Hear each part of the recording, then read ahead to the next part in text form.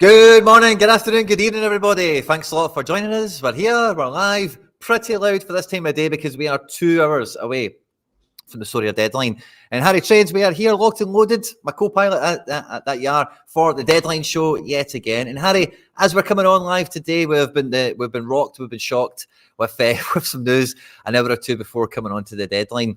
But yeah, we're ahead of a huge weekend. We're at this part of the season as well, where it is winners and losers are decided. We had midweek action for Champions League and UEFA competitions all over the place. And yeah, everyone's looking at the last couple of opportunities to bag some money from in-season cards. Everyone's looking at divisions again. There's a wee bit of a change coming into this midweek. The prize pools have been tweaked and tarted up a little bit. And yeah, right before we come on to get ready to finalise our teams, we just get that absolute curveball chucked our way. But yeah, Harry, how you doing, my man? Good to see you. Yeah, I'm good, mate. I literally just woke, well, not right now, but yeah, I woke up about an hour ago to see all the news. So yeah, that threw a little bit of a curveball into my morning, and still, yeah, it just feels weird not having to, or not seeing, just referencing, PlayShaper. Yeah. And yeah, it's that Vin Diesel, Paul Walker meme, isn't it? yeah, which yeah, no, it's gonna be, the first thing I did was message you and just go, oh, it's obviously gonna shake up things for the deadline show and stuff. But yeah, I mean, everyone adapts and gets on with life, I'm sure. But yeah, timing feels a bit unnecessary, maybe. It was very intentional, wasn't it, to probably do it around this time on a Friday, 2 weeks before the season. So yeah, it is what it is. Obviously, that's none of our business. But what can you do? You just either have to adapt or you die off, right? It's as simple as that. There's two types of people in life. So yeah, kind of just pick a camp, and you just got to go with it, haven't you? It's not going to be easy. Like, yeah, I was saying to you before we went live, we're still tinkering with lineups, and I've got loads of stuff to do, to be fair, lineup wise. So yeah, that'll be pretty fun in the last sort of 45 of the stream today. It definitely adds on a wee bit of legwork extra, doesn't it? Because having it all in one place at the click of a button was absolutely fantastic. And PlayShaper, is been a huge part of the deadline show, a huge part of the community for Sorare managers all over the place. And it's never nice to see, like that kind of thing move on or whatever. No, but it's it's definitely a sad one and a sore one. And I think we lived in the deadline show moaning about PlayShaper predictions sometimes when they weren't spot on and all the rest of it, but unmistakably it makes your life so much easier, and it will be missed. But I think I seen a plea from someone, like the Twitter timeline has been popping today with people doing their own predicted 11s and stuff like that. So I've seen that. What I would like to suggest at this point, well, maybe also, I don't have too much time coming into the show today, but maybe try and get like a hashtag to run everyone on, and then we can very easily cycle through them like on show and stuff like that. And maybe that can help get people followers to their Twitter accounts for whatever it is they're doing. I see like Adam for the double guys and like Haber and a few other guys that like know their teams well are like posting lineups and stuff. So if you know anyone in the community that is like a collection hoarder or like a known fan, probably jump onto their timeline real quickly just to double check anything that you might have in common with them in terms of player selection and all the rest of it. But I did see a plea from someone like, no one spam SorareData now. If you're going to put your predictions on SorareData, make them proper, don't just go spamming and trying to copy and all the rest of it. And so we'll do our best to get through the deadline show today, kind of ad hoc, kind of as we can. Me and Harry have got our own sources for some things, of course, and we'll try our best to get across all the stuff we've got. We'll still be using the SorareData projected lineups because they do kind of, and you guys can help us like spot the difference of anything that's just absolutely ridiculous. Like there's 7 midfielders listed in this team, or whatever it is, in case there's anything weird that just pops up. So we'll be doing our best with that. Normally at the beginning of the show, Harry, before we get stuck into everything, we have a wee look at any Mr. Midweek that Mr. Midweek himself, Harry Trades, might have caught, but not this week. No, it was a quiet one, to be fair. It was a weird one where I woke up this morning to a decisive in my 240 super rare, which would have meant five thresholds in a row. But yeah, it wasn't to be. A lack of Brennan Johnson DA or a big chance miss yesterday cost me in a 4-man effort. So that would have been the only thing. I had a really good start in under 23 rare, but no goalkeeper or defender. I had Zaya Emery 67, Rodrigo 70, Vinny 104, so 241 points, but no defender, goalkeeper, and made the rest of them. Yeah, just really average. Uara lost this morning. I think it looks like 3-1 to Frontale. So that was a bit of a disaster for them. And yeah, mate, no, literally not much at all. What about you? I know you said you had something. I haven't even looked at your stuff you got cooking. Well, I was going into the midweek with one 5-man team, and it was full of FC Barcelona legends. And I was toying between playing All Star and maybe bringing in some of the Champions League players that I had that were like older or whatever. Mm-hmm. But I ended up going under 23 with club legend Kosei Tani, who played this morning and brought home a juicy 79.8 clean sheet right at the death to push him under 23s. And it was 74th earlier, but 76. It's going to be a tier 4. It's probably going to be quite crap. Not too far away from a tier 3, but we take it, don't we? Diaby double decisive last night. Captain Wirtz, Frimpong with 2 BCMs, would you believe? And wee bit of Mr. Midweek for me, buzzing. I mean, yeah, take it. It's better than a kick in the teeth, isn't it? We'll take that. Yeah, we cheeky tier 4 under 23, so let's hope he's decent. QTN for Belgium, good shout. Hashtag DNP, that could be it. Yeah, that's a good. Yeah, that's a good one for the Belgium stuff. I do tend to use that QNT guy or whatever his name is on Twitter. He's really good for Belgium stuff. But yeah, we just got with that, haven't we? In certain ways, like, you know, if we don't have a full league sort of prediction on Twitter, then yeah, it's obviously going to be tough. But like, yeah, if we want to look at Belgium stuff, like we could literally just look at that guy's tweets and yeah, you know, all the info is there for you. But yeah, no, it'll be fine. It'll all work out. I mean, today's a tricky one, isn't it? We know that, but I think it'll be fine. The Andy Black joke keeps going on with the Place Harper. Love that. But yeah, loving it, buzzing. Now, I think we can definitely get the show kicked off as normal, guys. But before we do get stuck into all of that, there is 116 of you, 120 of you or so joining us on YouTube. We're also on Twitter, Facebook, Twitch, and a few other different places. Wherever you're joining the show, do not forget to like and subscribe, share, retweet, and all that good stuff, guys. Sorare own and control the internet. They know that you're here. And if you do get a box, they're going to put a power up in your box. If you don't, do as we say. Like and subscribe and all that good stuff, and get stuck in and support the content where we are here. And never more than ever is the live chat even more important, because before we were coming on, Harry, I'm doom scrolling the timeline. My heater. I'm doom scrolling the timeline. Don't want to fire in here, sorry. You pick it up. Press conferences are happening. We're getting quotes coming out from managers about, you know, how training is, expectations for the game, etc., etc. And a lot of key teams in European football do seem to run their press conferences Friday morning for all of us Sorare hardcore players. So anything you're catching on the timeline, throw it in. We'll get it on screen and we'll try and give it a shout out as we see it. We'll try and keep us all square, because this is the best part of the Sorare community. If you tune into the Sorare Deadline show, whether you're live, after we've been live, whatever, you are one of the few, one of the great, one of the heroes, Sorare scouts and managers all over the world. So yeah, we want to help each other. We want to see us up on the leaderboard. And if you aren't catching the show, then you're missing out, you know. So we can start off as normal, I think, Harry. And we've got the matchups tab, which is where we find out who is going to be moving and shaking across the leaderboards, regardless of predicted 11s. Yeah, 100%. Now, this is obviously in its all-star form. So obviously, yeah, every team that will be playing this weekend and Monday, I guess. But yeah, no, some really big dark green probabilities this weekend. I think last week we had a lack of, I don't think we had anyone above 80, if I remember rightly. And so, yeah, we have the polar opposite this weekend with, PSV back, Feyenoord. But yeah, obviously, where should we start? What do you want to do? Contenders, challengers, champ, Prem? What do we fancy? I think, I would like to start with Prem, because I think it's it's a nice week for Prem cards. I think there's a lot of nice fixtures there, but I suppose we've got I was just thinking, what did we actually visually do? But we've already sorted that before we come on. What's the top Prem game we've got there? Is it City? Yeah, City and Arsenal.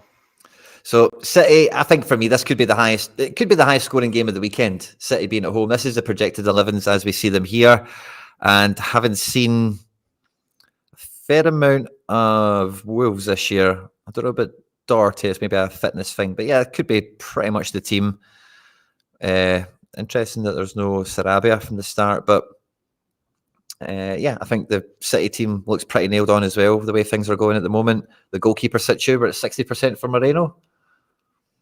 Yeah, there's a bit of talk, isn't there? Obviously, Edison, I think he was in a sling or something from last game. So, Yeah, he and Ruben Diaz is the other one. I don't know if we've heard anything from Pep this morning, lads. Anyone in the chat know anything about, is Diaz announced fit/not fit? I know he was 50-50 on Harper. So yeah, I don't know. I don't know what it ends up as. But the rest of it probably picked itself, I would say.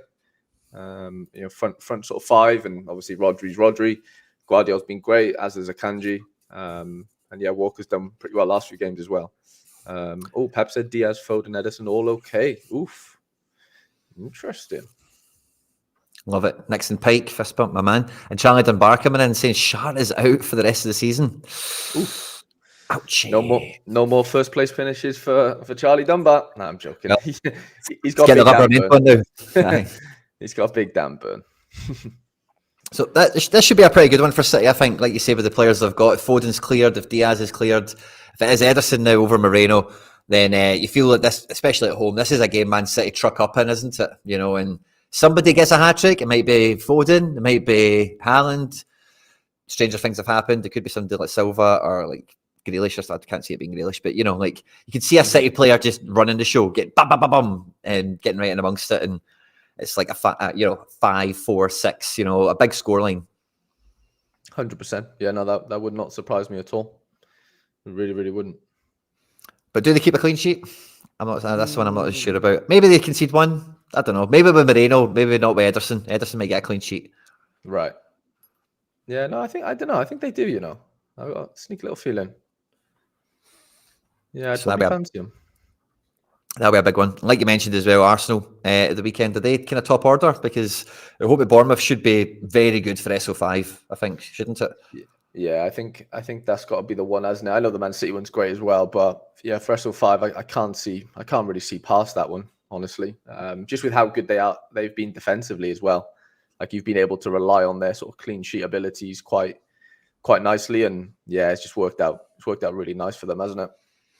Yeah. Now, the Bournemouth projected team we've got here is wonky because Zabarnier doesn't seem to be here and Christie's in centre-back. I don't think that's going to be the case. And yeah, so not too sure how they're actually going to shape up. They did change their formation in the last game, going with Unal and Solanke as two up front. So it'll be kind of interesting to see how Bournemouth do shake this one out. Now, I'm totally with you there, Harry, on the defensive strength of Arsenal. But the last team that, especially at the Emirates, the last team that came to the Emirates and looked pretty good in attack was Unai Emery's Aston Villa, and you've got this whole dynamic in the Premier League with him, Arteta, Iraola. They're all from the same place in Spain. There was a wee bit or two made about that earlier in the year, you might remember. So if someone might have Arsenal's number for like getting a goal or two, I'm not saying they're going to get any points necessarily, but getting a goal or something, Bournemouth might be a wee bit dangerous for that. I don't know. Yeah, that's what I feel. Yeah, no, they got pace. They've definitely got threats. Like there's definitely goals in that team. We've seen them score multiple goals in multiple games. I don't know what's going on as far as that front three or the middle three goes, like Utara, Scott, and Unal. I know they've all played recently, but like I'm not seeing any like Clivert. Well, Clivert's in the CDM actually, yeah. So Clivert probably moves forward to be Christie. Yeah, he's not going to play CDM. Semenyo, like there's a few boys there that I thought probably would be in that middle three, but maybe not. Maybe there's yeah, somebody's missing from this somehow, isn't it? It's kind of glitched on us, like for having, like we said at the beginning, like it's just the wrong personnel. Like we know this team well enough to spot it, but if you guys in the live stream, like if we look at Benfica, or maybe not Benfica, but somebody like that, and it's just weird. That's definitely when we need you just as much, So keep your eyes peeled for anything weird. Yeah, I think it'll be Zabarnier in defence. Christie's probably in midfield. Clivert's in the attacking line somewhere, but then it's kind of like who misses out? Is it the Otaro guy maybe? And then it's, I think Clivert was like attacking mid, and the midfield three, it was like Cook, Christie, Scott, was it? Or no, Christie didn't start, actually. Christie came off the bench in the last game. Yeah, so there's been a few changes, hasn't there, in that department. So, but in any case, like I say, I think the defence do score incredibly well. Gabriel, Saliba, Ben White, all these guys are decisive capable, in their own right.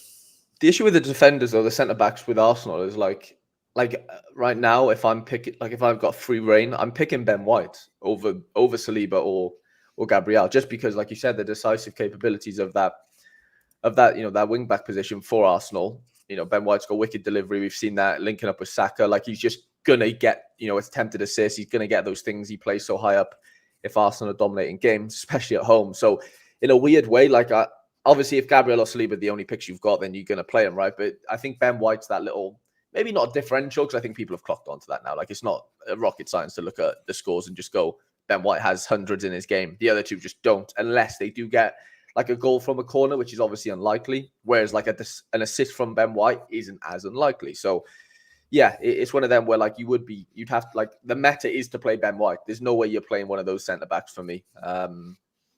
Like, it's just too much of a risk, I think. No, there's just not enough upside. And I think what kind of stops Arsenal from maybe being a solo stack, somebody's mentioned in the chat already, but you're not getting much option for attackers, for forward cards, are you here, you know? Yeah, that's another issue, isn't it? I think Trossard is the only forward card in that 11, if we're looking at. Yeah, so like, you know, he is capable of a 70 quite comfortably, you know, one decisive bit of AA, and he is there. But yeah, that does sort of bring it down. You're just so lucky that Saka and Odegaard / Rice are so 100 capable. If both of them get 100, it doesn't really matter what that forward's brought in. Like, if he's brought in a 60 or a 50, like, you're still flying, really. So agree. Yeah, it does let it down if the midfielders don't like make up for it. But more times than not, we have seen they do make up for it. So and yeah, like Sora Joel says there, he probably only plays 65 minutes max. You're not getting like a 90-minute forward card of Arsenal unless Saka was a forward card. Come on, which Arsenal don't want to happen for some reason. Yeah, strange, isn't it? Very strange. That's the thing. Like, Arsenal said we want to maybe have a midfielder. It's so bizarre. But I think this kind of complete. I don't know. There's one more game after this I'd maybe put into the top order of Premier League games this weekend, because there is games. None of these are Friday night games, but there is a Friday night game and a Monday night game this week. So Premier League is quite action packed in that regard. But I kind of look at this game, Harry, as being like the fallen angels match. Where both managers have been everyone's kind of favourites to follow this season. Listen to what they're saying before games, after games. And all the rest, obviously Klopp for much, much longer in the Premier League standings. But right now, both of them are like in the gutter. Both of them really need points, really need a win. And there's all sorts of doubts and questions over both of them now, isn't there? 100%. Yeah, no, this is like battle of the, I don't know what we can call them, but it's just like the battle of the fallen, maybe. I don't know. It's just like, I know Liverpool's decline has been a lot later, I guess, in the season, where like Tottenham, after the first 6 games, they looked like they were going to win the league. And then it's just been like a really slow decline since the start of the season, I would say. I know people have got injured, and there's definitely reasons for that.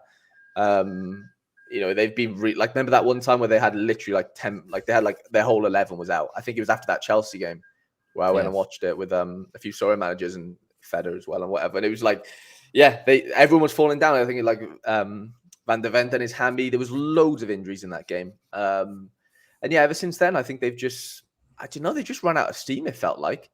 I mean, it never helps when Richarlison had a nice little period, didn't he, when he was scoring a few goals. And, if number 9s are scoring goals, there's assists to be had from, the rest of the team, right? That's just how it's going to work. And if your 9 isn't scoring goals, then it's just, goals do dry up. We've seen that with Liverpool. If Salah ain't scoring, unfortunately, it's hard to see who else is going to score goals in that team. When like Szoboszlai's, really, ever since I've won him, has just turned into an absolute disaster. McAllister's chipped in, of course, but like Trent's been injured. Like, there's just been, I don't know, they've had really unfortunate seasons injury wise, but ultimately they're both in a sticky situation now. And is that obviously there's a bit to play for, but like, I don't know, for Tottenham, they could just capitulate big time. I seen a notification before we came on. I just went and investigated it. But Van Dijk has the quote is from Klopp: the Van Dijk and Diogo Jota are not training and are doubts for the game against Tottenham. I have seen that. Yeah, someone said that in my Discord. So VVD, Liverpool defence may have a wee hole in it. This should be this will be goals at both ends, maybe. Just with both of them. So again, both of them, their problem is kind of they're unapologetically themselves. So you can see them just having a bit of a bum fight in this one, Yeah, 100%.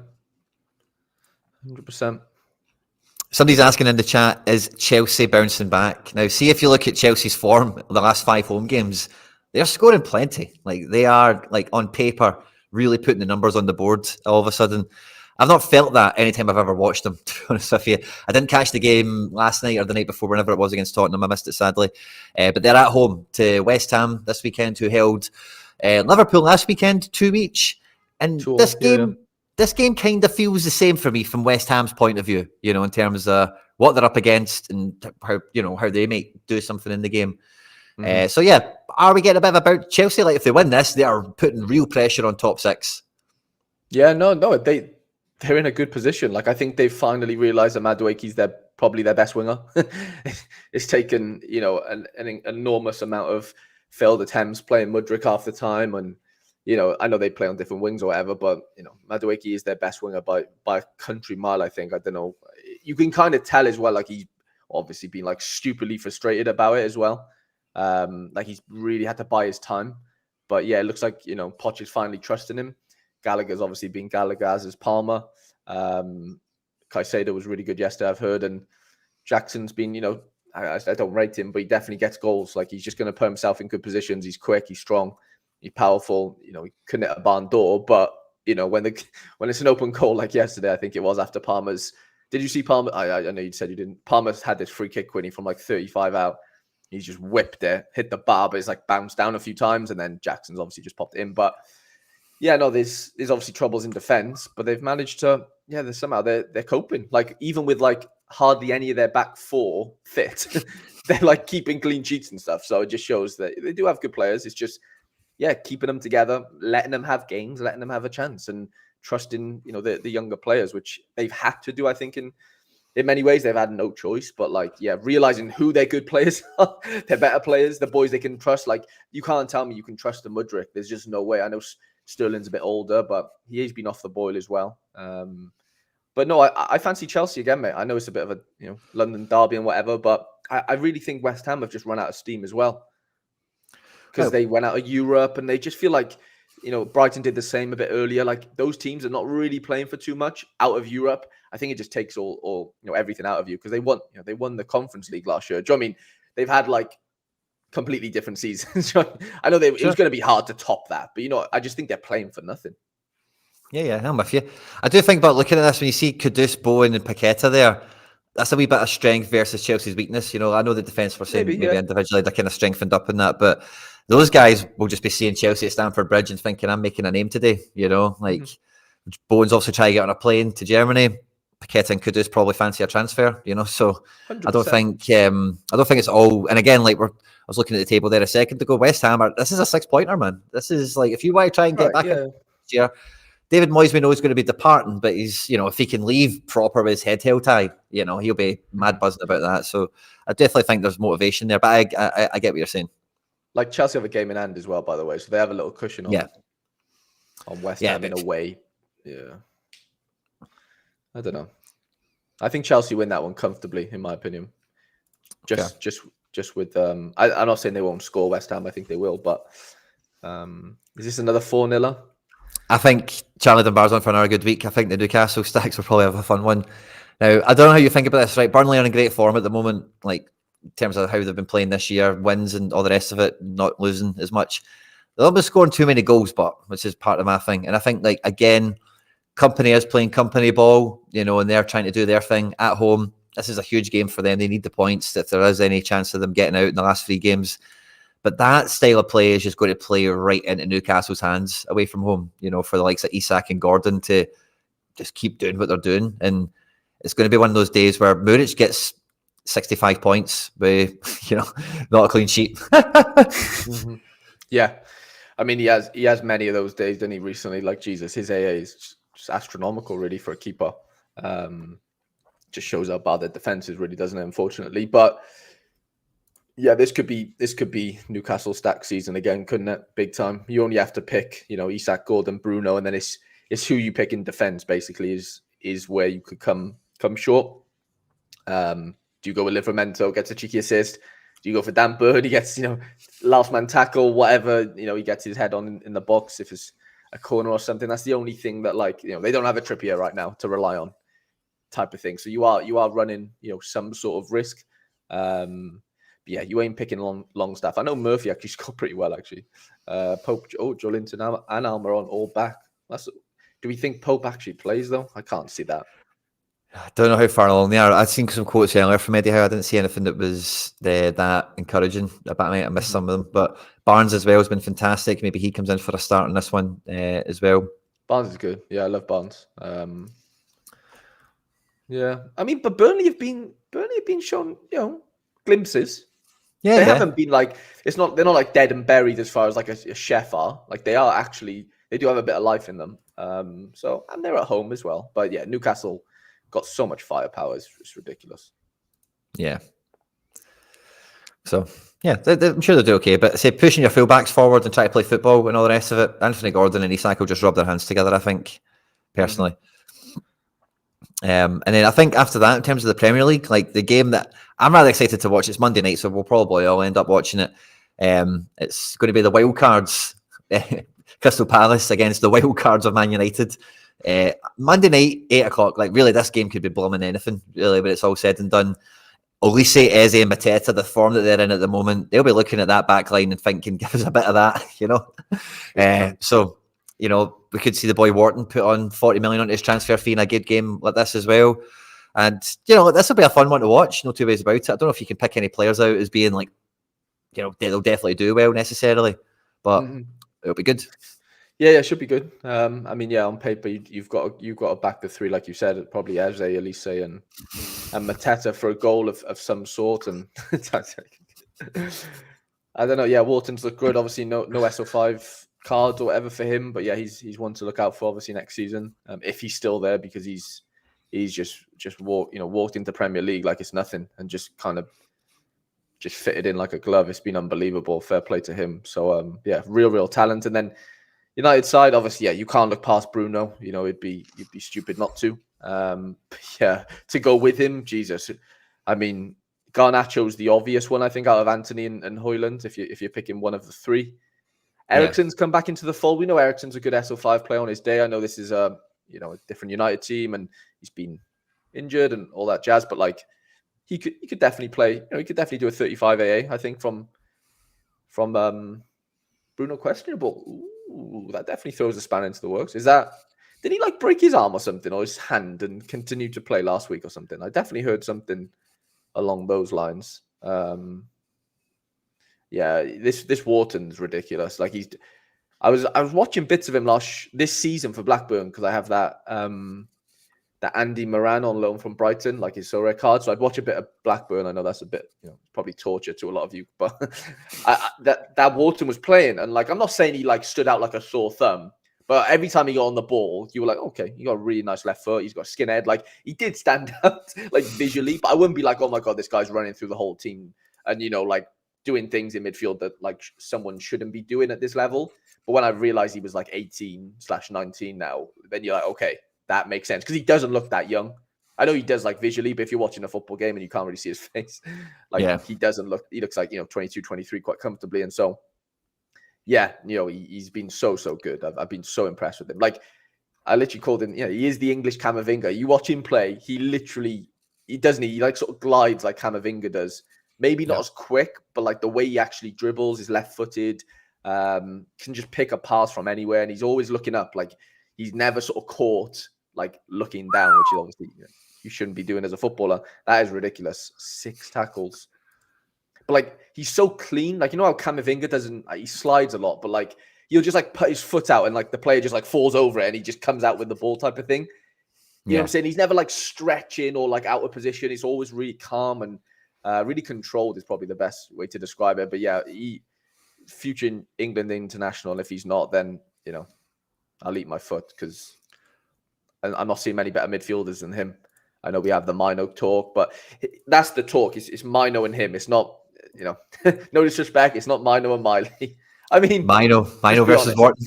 It is Mino Wharton, yeah. And you know what? I might jump ship and say Wharton if I like gun to my head, even though Mino's done it, all season type of thing where Wharton's only come in since Jan, I believe. Yeah, I agree with that. Northern sports cards. Yeah, I think this Euros is a bit too early for him, but yeah, he'll definitely be in and around it after that.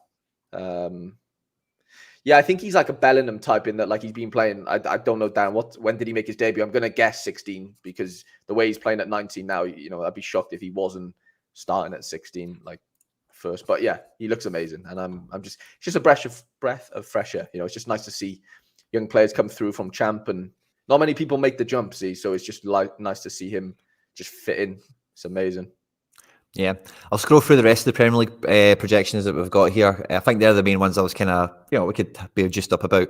But Friday night tonight, we've got Luton versus Everton. Now, for me, Harry, when I was looking at this game, I'm thinking if this is Saturday at 3 o'clock, this is 0-0 or 1-1. But if it had been Friday night, like it just could be mental, couldn't it? Like it could be a crazy game. I don't want to agree with you because I've got a Kaminsky in my Cap 240 separate. And so, yeah, I'm really hoping it's that boring 0-0 Luton versus Everton. Friday night, we all think there's going to be goals because it's a Friday night and we want it to be, the standalone game. But under the floodlights, I mean, it could happen. Like Everton. Relegation scrap, it's got to be good recently. Life or death on the line. I know. You just hope Luton give a good account of themselves. I think, what was the score last week against Wolves? 2-1, I believe it was. So, compared to that last week before that was Brentford when they got absolutely pumped. And then City, like, they'll fancy themselves at home to Everton. Like, I don't think it's not a gimme for Everton. So, I mean, like, at home, you can rattle them a little bit. And Everton are, probably the most unrattleable team from like set pieces and stuff. And so, yeah, maybe that, Luton are a little bit nullified from that point of view. But Everton have a lot of quality. Like in any split second, McNeil, Garner could score a 30-yarder. There's definitely, a lot of quality in that team where I don't see it as much in the Luton team. So, yeah, I don't know how to call it, mate. Honestly, like you said, I don't know. Like, it could be 0-0, but it genuinely could be a 3-2. Yeah. I honestly couldn't give you a fair. The Friday night floodlight element just makes it absolute dice roll, doesn't it? It could be anything. Yeah, it'll be bouncing. Obviously, Luton are fighting for their lives, but okay, gun to my head, Everton win, but I don't think they pump them. 1-0. I'm sticking with a draw on that one.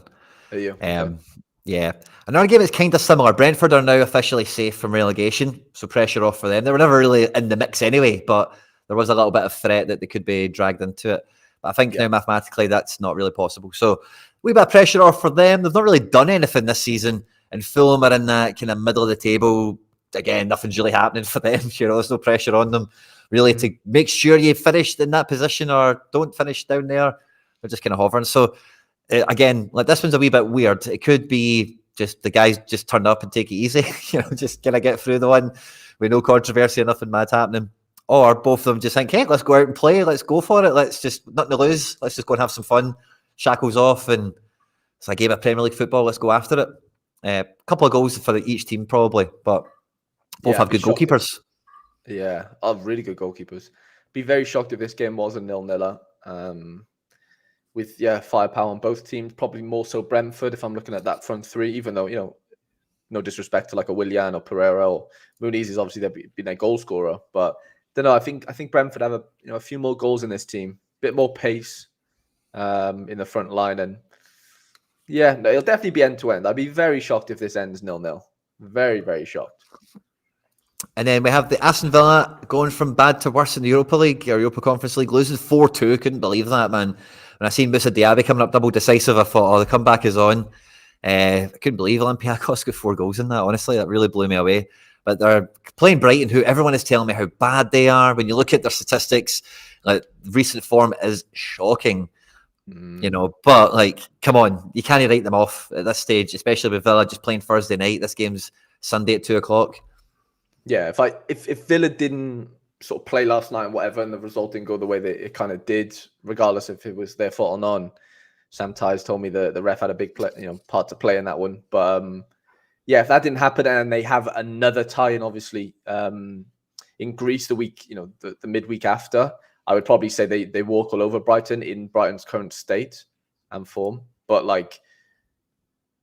with them not having that and they're at home, as in Brighton are at home, I wouldn't write Brighton off here. I know they've been well, I know for a fact because I have all their cards. They've been absolutely horrendous. It's been shocking. So could it be one of those sneaky 1-0ers against a Villa when Villa, not they don't have anything to play for, but they do have eyes on Europe. So I don't know. I can't be confident and say Brighton win this. I can't. But for my card's sake, I want to be. I don't know, mate. It's a tough one to call. Again, I'd be very shocked if there's goals in this one, regardless if Villa rotates or whatever.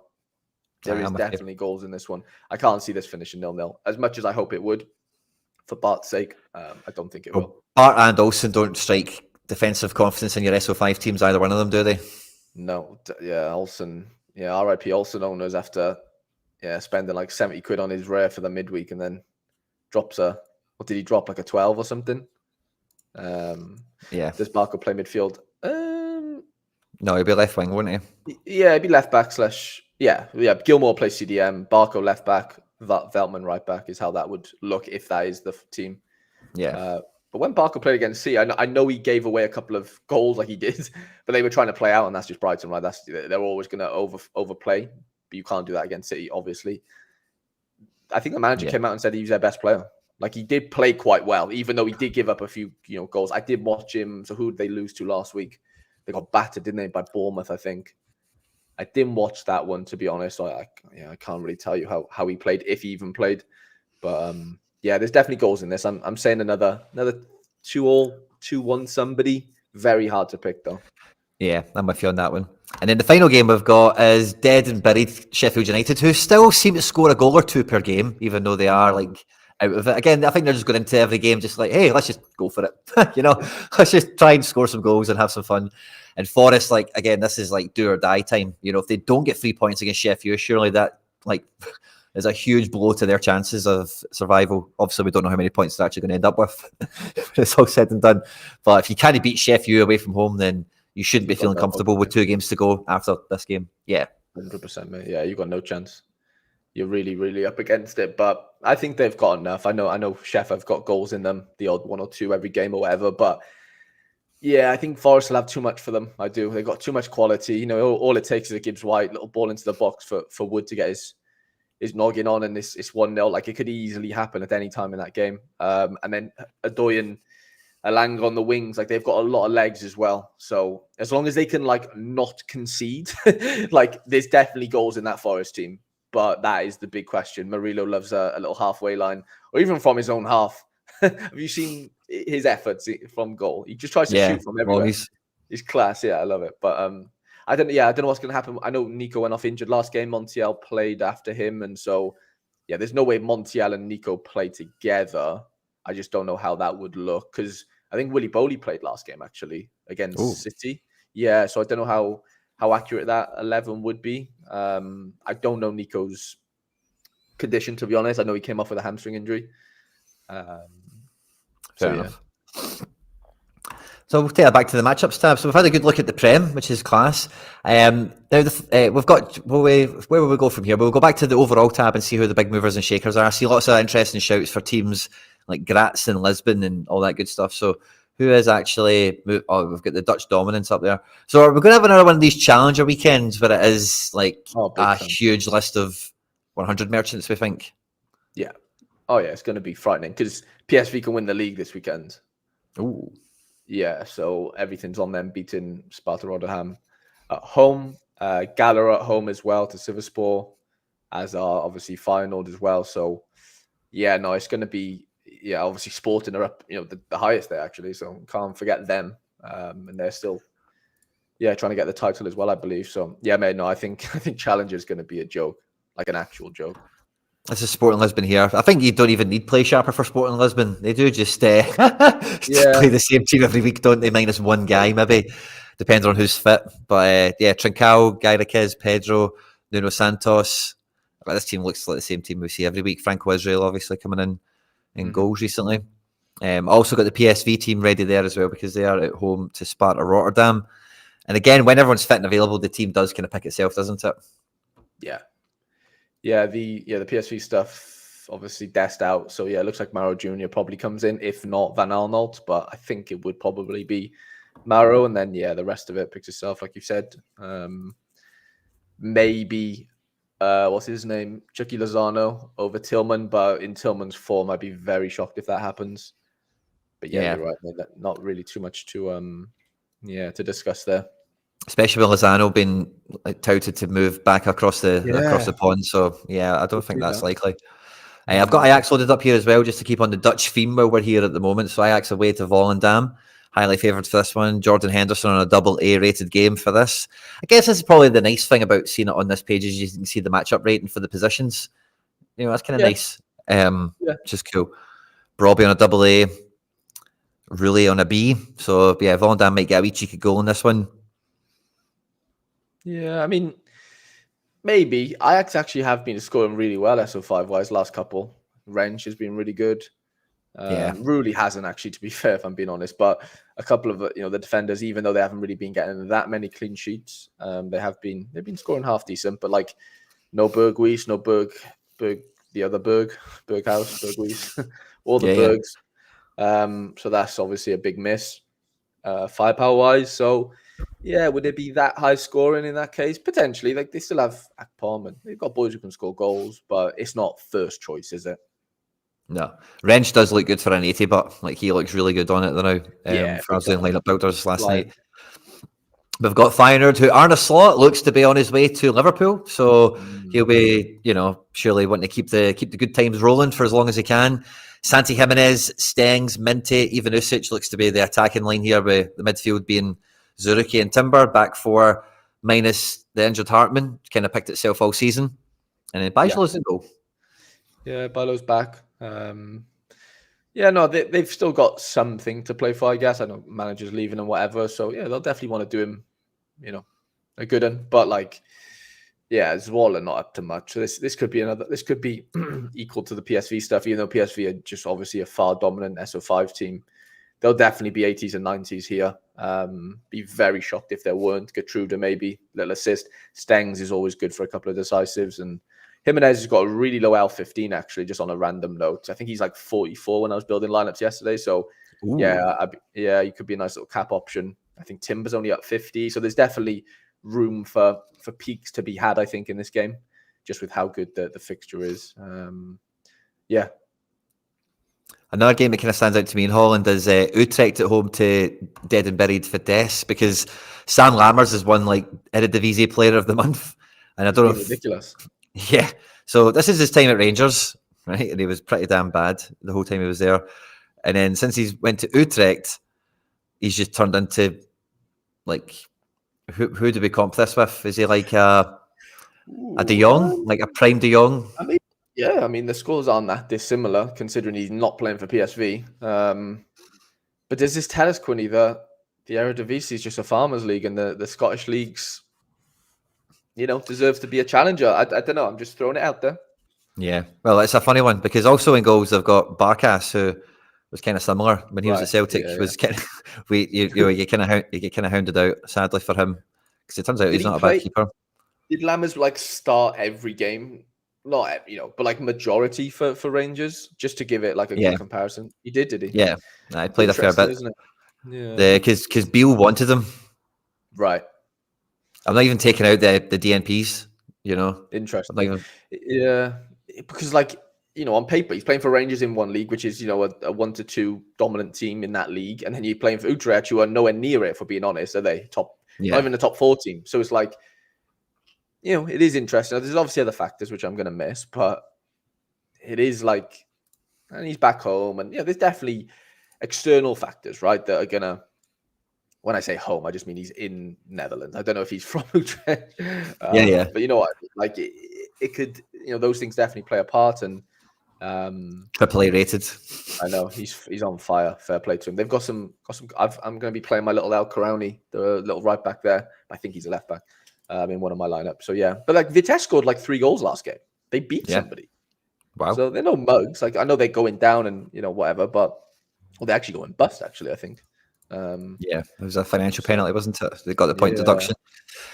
And then the final game in Holland is a bit of a derby. I'm just going to put that on screen. It's AZ versus 20. Yeah, it's a big one, isn't it? I say derby. It's a Sorare derby. It's a Stacks derby. Yeah. Hopefully it kind of sort of cancels each other out, maybe. But it doesn't matter. You still got PSV and Feyenoord up there. But yeah, no, I still fancy AZ though. Being at home, I would say they're probably got the better SO5 pieces. Pavlidis probably gets a couple, maybe. Sugawara, obviously. It should be a good game. I'm not looking to watch it per se, but I've just flipped over to Portugal because we did do Benfica. No, we did do Sporting, sorry. So here's Porto on screen. Porto's normally one you're quite close to anyway, Harry. See any problems with this?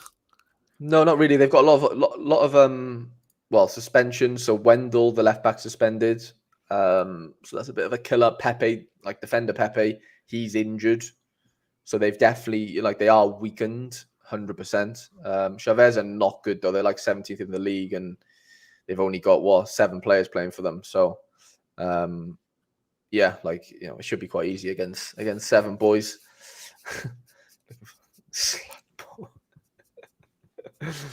Yeah, but defensively they're weakened 100%. I think João Mario might be out as well. But up front they've been pretty good. Evan Nielsen, Pepe, Conchao, and is what's his name? Galeno suspended as well. I think he is. Yeah, they're missing a few big pieces actually. Looking at that, then Wendell and Galeno, basically their left side of the pitch, are all out. So yeah, it won't be easy. Definitely not. No. And then we've got Benfica to finish out the Portugals. Marcos Leonardo up in attack.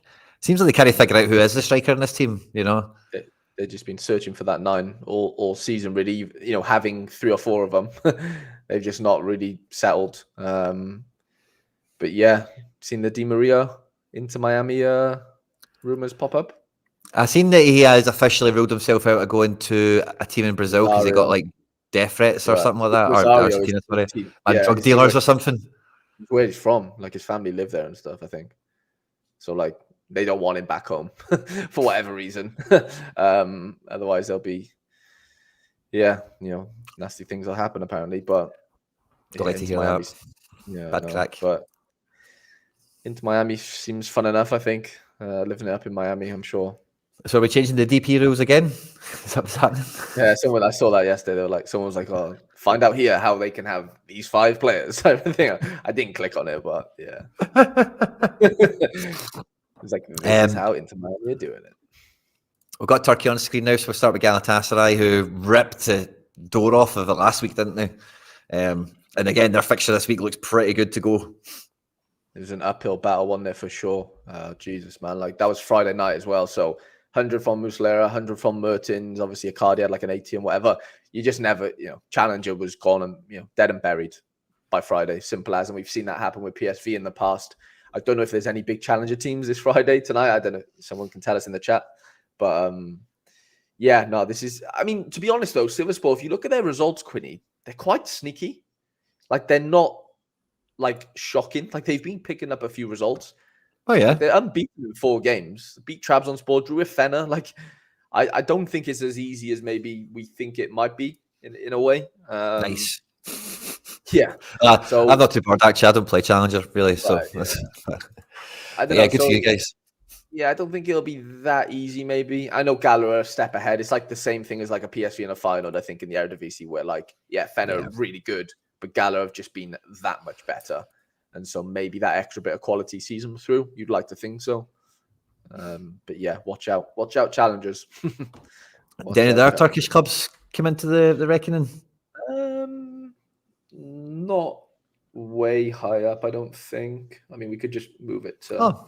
Utrecht was up high. That's good. I thought it was just me trying to have to be fancy. That's good. Yeah, Utrecht up there. No, to be fair. Besiktas at home to Ritterspor, maybe. Yeah, let's pop that up. Have a little look at Besiktas since we're in Turkey. I know a lot of these players. They're at home to Rizespor, who we know the big guy up front is a donkey, Jonjo Shelvey. And that's it. So we're playing Jonjo Shelvey and a donkey. Jonjo Donkey. Yeah. Do you know one thing we could do now, especially with you guys? Me and Harry have kind of teased for a little while. We've got some resources that we like to use for some stuff, and I think we'll go back to Champion. And I've got we'll run through LaLiga. We've got some proper projected lineups for LaLiga, and they are very much similar to what we normally see with PlayShaper. If not, maybe if there is a difference, it's to your benefit, Can you show us, Harry, the La Liga fixtures, what ones are actually worth having a peek at if anyone does have a powerful stack that's got a good game or looking for extra wee pieces to fill a gap? Yeah, so Lovely. Real Madrid at the top. Obviously rotated Real Madrid. But still a few pieces probably. I think Courtois and Kepa sharing 45 minutes each. So yeah, do with that you will. But I don't know. I think so Courtois starting the game and then he comes off at halftime is what I've heard, but I don't know how 100% true that is. This site never normally shows 99%, so that's interesting that they're doing that now. Like I've never seen a 99. I think 95. I think it's because explicitly, Ancelotti said these guys will start. Like it's just happening unless anything crazy happens. So no, it should be a good game for the players who are actually playing for them, 100%. But none of the, Vinny, Rodrigo, whatever, probably don't even. Maybe they get off the bench, but I'd be shocked if they do. Honestly, this is the team they're playing, Cadiz. So Ledesma in goals, and the Real Madrid B team that they're going to play is probably going to have a good day at it. Then the number 2 fixture was there, but is what I hope is the number 1 fixture. We've got Real Sociedad. This looks to be the projected team for them. Pretty nailed on. Barrenechea and Becker's a bit of a coin toss, and I think personally Braze is starting this over Zakarian, but this is the team, and they're playing your boys, aren't it? It's Las Palmas. Yeah, who have been struggling big time recently. I think penalty save last week from Velez, which was fun, but Marmal gave it away, so I had them lined up together, which I won't be doing this weekend. Did you tell me about that boy Marvin that's in this team? Did you mention him to me or whatever? I did. I was watching him last week. I was really impressed with him. I thought he was quality, and then I thought, is that guy? Has Harry got him, or is I don't know? I just thought he was halfway familiar. Hard, I don't think maybe he does, but I don't think he's in that collection. I could be wrong. He's a decent wee player, by the way. I liked him. Was he a right winger, left winger? I thought he was a right back, but looking at this, maybe he is right mid. Maybe he played right mid last week, right back. Oh yeah, you're right, because behind Alex Suarez, it does say Marvin. So yeah, he probably is like a right wing back, right back. Oh yeah, right winger type. Yeah, that's cool. So now we need to watch out for it. And then we've got Rayo Vallecano. It's the third best game in La Liga. They are at home to Almeria, bottom of the table, and this is translated to English. So it says camel here rather than Camelo, and it says yes instead of Payazon. So or Isi or whatever it would say there. And whoever's on the bench here, his name translates to of fruits. So. Okay. Whoever are of fruits, he's in behind 2 people here. So we've got that. And Dimitrievski in goals, nailed on. They're playing Almeria. If we can go and have a wee peek at Almeria, who'll be up here. We've got Maximiano in goals typically. Do we know anyone else in this team? SO5 wise? I don't think so. Not really, no. And what we're looking at next? Oh, Seville at home to Granada. So Seville haven't really been that great this year in terms of SO5, but if they win games, if you get decisives, then that's kind of half the battle, isn't it? Eric Mela, 50% on to start this one ahead of Acuna. Navas and Acampus out in the wide areas. Kiki Salas, who scored last week. Some of you guys might remember, I won him as a tier 3 when he was on loan at Tenerife. It's like a D2, like, I can't believe I won this guy. It's pure crap. And ended up playing a wee bit in Tenerife, did all right, and he was on loan from them. He's in the team now doing well, so that's quite cool. But yeah, team doesn't look that great. I wouldn't be that buzzing about it. I've got in the Serie. I fancy him for a decisive, and that's probably, other than Ramos, probably all as much as I would say on them. But Granada away have not been good this year, conceding lots of goals, not scoring too many while they're at it. But with Pellistri, Uzune, Boy, I think they've got somebody else in their squad. It's handy it's not here for starting. They're not a total write-off, but they've been rubbish. Yeah, not been great, have they, at all? Yeah, they're missing Villar and Hongla as well. So that's like, second choice midfield here for this game. So it could be a good one for Seville. Then it's Valencia at home to Alaves, or are they away? Sorry. Yeah, they're at home. Tom. So Valencia, actually a bit of a good team to follow this year. A few guys coming through their academy and all the rest of it. And yeah, this is how they're going to line up. By the way, difference in the goalkeeper. Interesting. No, Mamardashvili. Oh, he's the red card. Oh, yeah, he did get a red card, yeah. So you probably knew that if you had one. If you didn't, there we go. Hugo Duro, his name, Duro is hard. So that's his name. He's a hard man. So there we go. And Alaves are at home too, who aren't mugs either, by the way. Civiera is a good choice cap goalkeeper we see popping up quite a lot of the time. Giuliano Simeone. And who's the forward? He's not actually here. They're missing the main forward. So that's maybe something, but could be a good one at the Mestalla for Valencia. Yeah. And then who's next on that list? Yeah, I thought Atletico Madrid might be okay, but Mallorca at home are normally pretty good, and that's normally the thing you look to avoid is Mallorca away, but they've not been doing that great since they got into that cup final. But this is not a full-strength Atletico Madrid team. Angel Correa on to start, no Griezmann, no Morata. Otherwise, kind of full-strength-ish, but, if they've not got Griezmann and Morata or Depay even, there's been a kind of who else is scoring goals for them. It's not really been a consistent. Lino's had a few. Correa, I seen a stat last time he scored last week, but it's like every time he scores, Atletico Madrid win. But over 5 seasons, he's scored 60 goals or something because he's always off the bench and getting sneaky ones and stuff. So that team going away to Mallorca might be handy, because it's a bit of a different venue, Mallorca. And yeah, I think you'd always rather have Griezmann. But, you're lining up against a team like this. It's going to be a 5-4 with a striker. Mm-hmm. It could be decent for Atleti away from home with Riquelme and Lino and Llorente and all that, or just running around with Correa as the attacker. Could be all right. Yeah, it could be decent. Could be okay. Anything else there halfway decent? The rest of the stats kind of peter out after that, don't they? Athletic Getafe doesn't look particularly good there. I suppose Barca, we'll look at them. So we've got Barca, who are away to Girona. Now, I don't think in a billion years another team in Catalonia has finished above Barcelona. I think it's only happened once in the 70s or something daft like that. So Girona have got the chance to do it, and it's a big one for them. I've seen Xavi's comments before the game, and it feels like he's kind of playing the game down a little bit in that regard. So I don't know. I think at Montilivi, Girona's home, it could be a good game. Pretty strong Barcelona teams, pretty much as strong as they've been in recent weeks in terms of who's actually fit in there. Kubarisi, Koundé, Araujo, Cancelo. I'm interested to see. Pedri came off the bench last game, so I don't know why Firmin would be over him potentially, but makes sense. Maybe they're just not bothering playing him for whatever reason. But I don't know. I can see Girona turning Barca over here. I really can. Yeah, well, at home they'll definitely be right up for it, and as well, Miguel, Couto, and Dovbyk have all been nominated for Player of the Year. I think Savio's got a nomination for Young Player of the Year. So they've had a good season. There's a good feel-good factor in town. They're at home. If they beat Barca, there's a really strong chance they finish above them, and that's mega. So I think there's real. This will be a fun one to watch. It should be. The only worry I have by a game like this is bookings. Spanish football loves a wee bit down and dirty and kill the game for 20 minutes and then attack quick and score. And take control of the game quickly. Yeah. And Miguel's translated to Michael, which is always good fun as well. And I guess I'll put Getafe on because this is where the John Churches thing comes from. Because Iglesias is not in the play, but Iglesias, his name is Churches. But whoever is and the other attack option here, his name is Bush. Of course it is.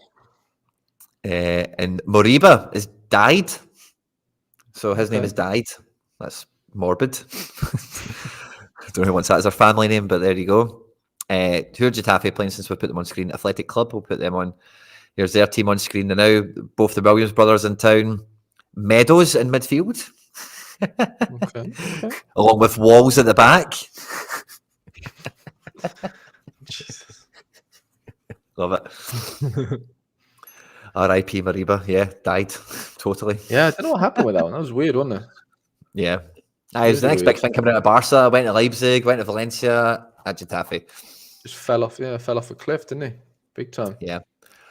I've got another little website like this for Italian football. It's quite good, but they do not always update rapid, but they do update pretty good. It comes from. Will I show it on screen, Harry, or is there something else we could maybe hit for a minute, or what do you think? Yeah, why not? Yeah, I don't see any issues with that. Bit of Italian football. So this is just a nice scroll down that you get to see. Again, I think the Google Translate's on, so maybe some of the names get a wee bit wonky. But this comes from DiMarzio, the big Twitter account, and then this website is Pazzi di Fanta. And And I think it does update after press conferences and stuff like that. So Friday night, we've got Torino versus Bologna. This is the expected teams for tonight on screen here. A few absentees for Bologna in recent weeks, like Ferguson, Lewis Ferguson, if I can spit that out, getting injured in recent weeks. And I think there's somebody else in this team that's missing out, but I can't put my finger on it. And Torino, mid-table, bang average this year. Not really much going on there. Monza at home to Lazio.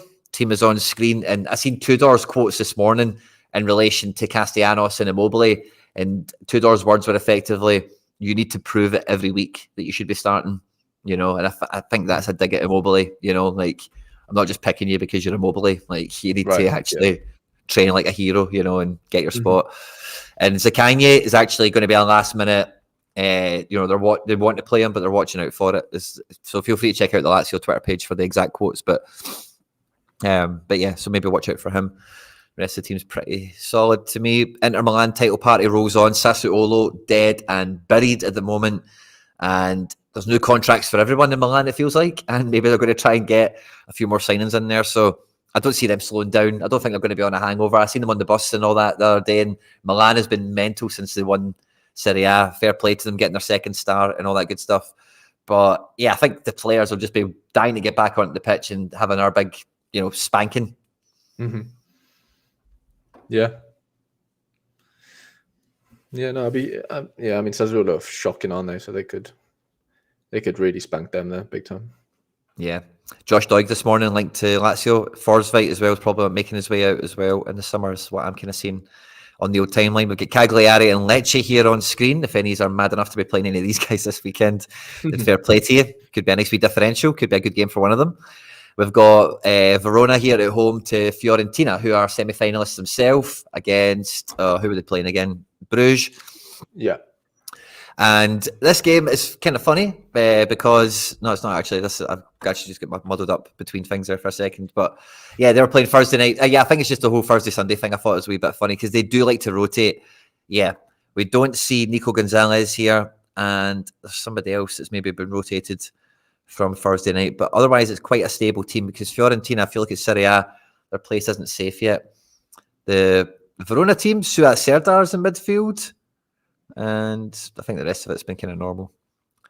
Empoli Frosinone on screen, if any's in after this. And then we get Milan Genoa. Now it feels like Milan are definitely sacking Pioli at the end of the year and getting a new manager, and Pioli's been kind of weird to follow as a Milan manager because he was doing kind of crap, was almost about to get sacked, and then they went on that run to win the league. And really since then, they've been crap. They've never really been that good at any point. So they're a weird ass team. They're now Milan. I know they're sitting second, and whatever. They've not been terrible, but they've been weird. So they're at home with Genoa. Yeah, there's always something, isn't it? Obviously, Mignon out injured right now. Yep. Theo Hernandez was suspended for a game or so, but. Yeah, I think they missed Tomori for a little while. Tomori was out, wasn't he, for a bit, I think. I don't know. They've had definitely a weird season. Giroud obviously leaving. There's definitely a few, breakups, isn't there, in that team? I've just hit the URL for this. If somebody's asking what the website is, if you want to check it out, add it to your bookmarks. It's dead easy to find on Twitter. I said DiMarzio, see the guy up here for the book? Where is he? Seen his wee face. This guy, DiMarzio, I don't know if you maybe can't see that on your screen, but you'll know him on Twitter. He's a big Italian account. Yeah. And then we've got Roma Juve. This is a big ass game. Roma again, semi-finalists, but they are the victims of Leverkusen, man. Leverkusen are the ultimate Grim Reaper meme, aren't they? Coming down the hallway. Like legitimately. When you think, oh, this might be the banana skin, they just keep doing it. Juve not been great either. Again, it sounds like they want to get Motta out of Bologna. It sounds like Motta might go to Milan as well. So, weird game. Big teams involved. Dybala looks to play. Pellegrini looks to play. Lukaku's back in action for this one. And, Chiesa, Vlahovic, Cambiasso. There's a few players there. I think the defenders for Juve look good at the moment. Danilo and Bremer scoring well last time I seen them. But, Roma Lazio. Roma Juve. I reckon 0-0. 0-0? Oh, yeah, I can see it. That's not boring. Boring Italian. It's a lovely. Oh, I can't believe that was 0-0, but you kind of know. Yeah, I can go with that, Harry. I'm with you. And then we've got Salernitana. The streets won't forget. They're now officially relegated. And as soon as I told Andy Laird that, you know, the first thing he done was Go on. he ran out and bought that Chuana. He told me about that, yeah, for his rent collection, yeah. So, yeah, they are dead and buried. Maybe all these guys are on the shop window now all of a sudden because they're starting to live in, like, most football fans will recognise 3 of these guys, I think, if not a couple of them. There's a good few players in here, a few different paths of careers they've had and all the rest of it. But Atalanta, like what Gasperini's been doing there is really understated over the last couple of years. Again, European semi-finalists at this point in time. Coop Miners has been linked to everywhere. Ederson is getting linked to everywhere out their midfield as well. But when I looked at this initially, I was looking at the game week earlier on, I just thought, wow, Scamacca Coop Miners could be a mad double play this week away to Salernitana. Yeah, that could be naughty, couldn't it? They might. The thing is, with them, they might rest, mightn't they? Because of the midweek. Be wary of Coop Miners. Yeah, but he came off the bench, I think, yesterday and got an assist. Coop Miners, or maybe started. I can't remember, but yeah, he's always good for a decisive, isn't he? Yeah, big Scamacca's a hero at the moment. And then we've got Udinese at home to Napoli. The Napoli team. Don't know this guy, but otherwise looks like the same old guys again and again. Politano's back in the scene, I think. That's new. And Udinese, yeah, their team's there. Nothing terribly exciting about it. Yeah, not much to shout home about that. Be wary about Osimhen, it says. Ooh. And Parejo and Perez disqualified, suspended. And yeah, that's it. That's what I've got from my secret Italian and Spanish sources, Harry boy. I don't have any secret. Obviously, we use the Spanish one, but I literally, don't really have much else. I don't have any French predictions.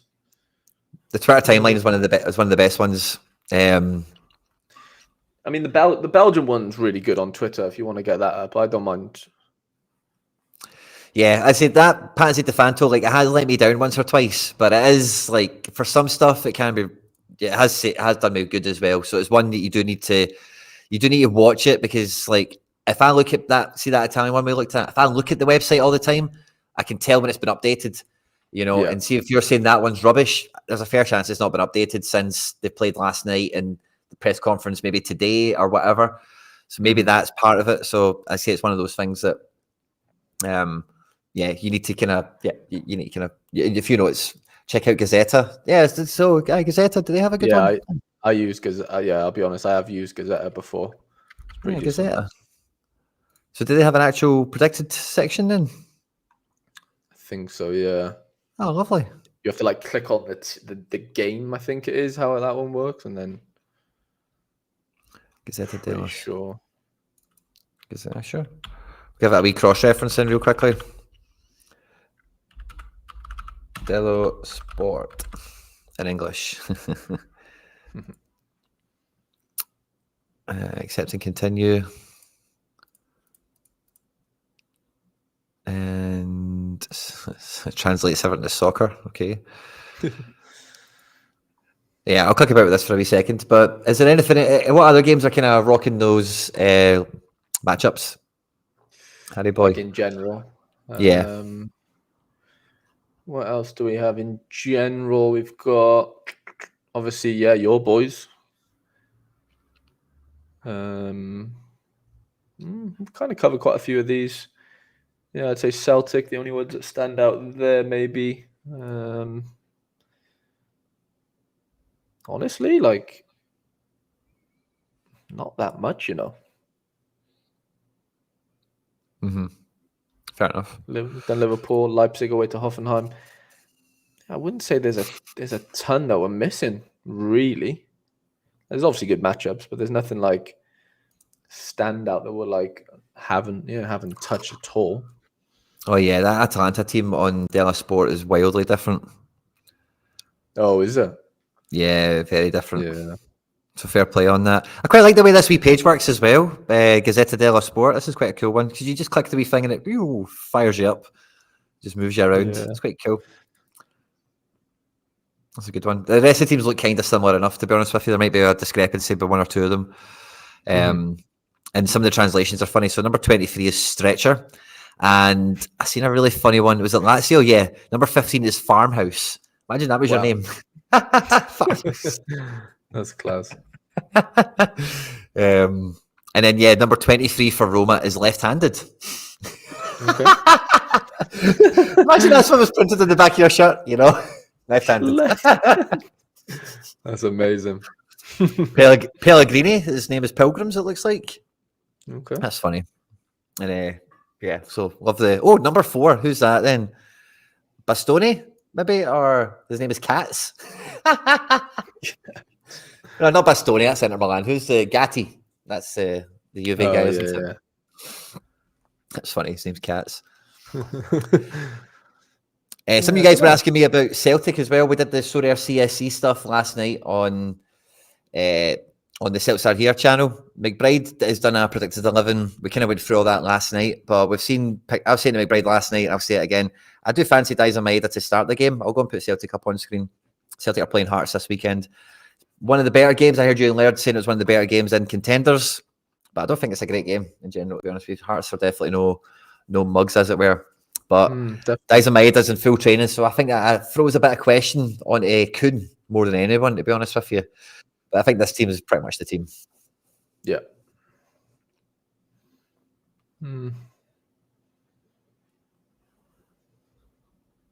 Nice. Padugul, that's very good. Timestamp of the last update is on that. So you do. Lovely, by the way. Gazzetta dello Sport. Well done to you guys. Very well done. I'll be bookmarking that. Thanks very much, Padugul. You've helped us all. Church for Juve. Oh, did I miss that? Where's Juve? It's called Church. That's weird. No, it just comes up with Juventus. Maybe if it was Juve, it would say that. Alistair Johnson's been fantastic. I think this could be a good game for the fullbacks. Get nice and high up the pitch and causing lots of problems. And I think, yeah, it could be a good one. But I think like contenders is way more open than challengers. We've seen that already. And looking at, can you put the contender matchup on for us there? We'll see how that peaks. That'll be. I think you guys are pretty high up in that. Yeah. Yeah, it's not a lot shaking there, is there? Maybe a wee bit of Croatia, but yeah. Like nothing fully, like anything that's here is like apart from Celtic, Dusseldorf, Graz, Split, and Eibar maybe. The rest are just like, not fully covered teams, so you're not going to see like a complete sort of stack or anything completely smashing because they just don't exist. So yeah, contenders are really weird this weekend, honestly, I think. It's wide open. I was kind of thinking that, looking at everything, and like this time of the season, I don't know, with some of these teams, like I know it's a bit different for the Norwegian ones, all the rest of it, but like France to Germany to Croatia, Scotland, like Hearts, for example, are probably the best example of it. Like so many teams have got nothing on, like it's only one team can win the league, only 2 teams get relegated, whatever it is. Someone's asking about Eo Tanaka. I don't think he's in to play this one from the start. He came off the bench last weekend to get a decisive. But I seen a PlayShaper projection yesterday before it went down. He was not on so I've not played mine. Yeah, I did spot that one. Ooh, a Servette stack. Be very afraid. I'm eager to investigate what that looks like. I don't think they have. Yeah, you can't. They don't have the so goalie we've or got anything. Braun, Ondua, Kutesa, and Stevanovic. It's just Tsunemoto, basically. Like he's Tsunemoto on the team too? Oh, yeah. Kaigo Tsunemoto. I mean, they have a few decent boys, but I was hoping that was going to be a really exciting team there, but no, it's just a fun one. Maybe it is. Maybe it's a great game. Winterthur? Yeah, maybe they're rubbish. Yeah, it doesn't sound great, do they? No. Don't sound great. It just feels weird. It does feel weird without PlayShaper, I'm not going to lie for now. It is a strange change, isn't it?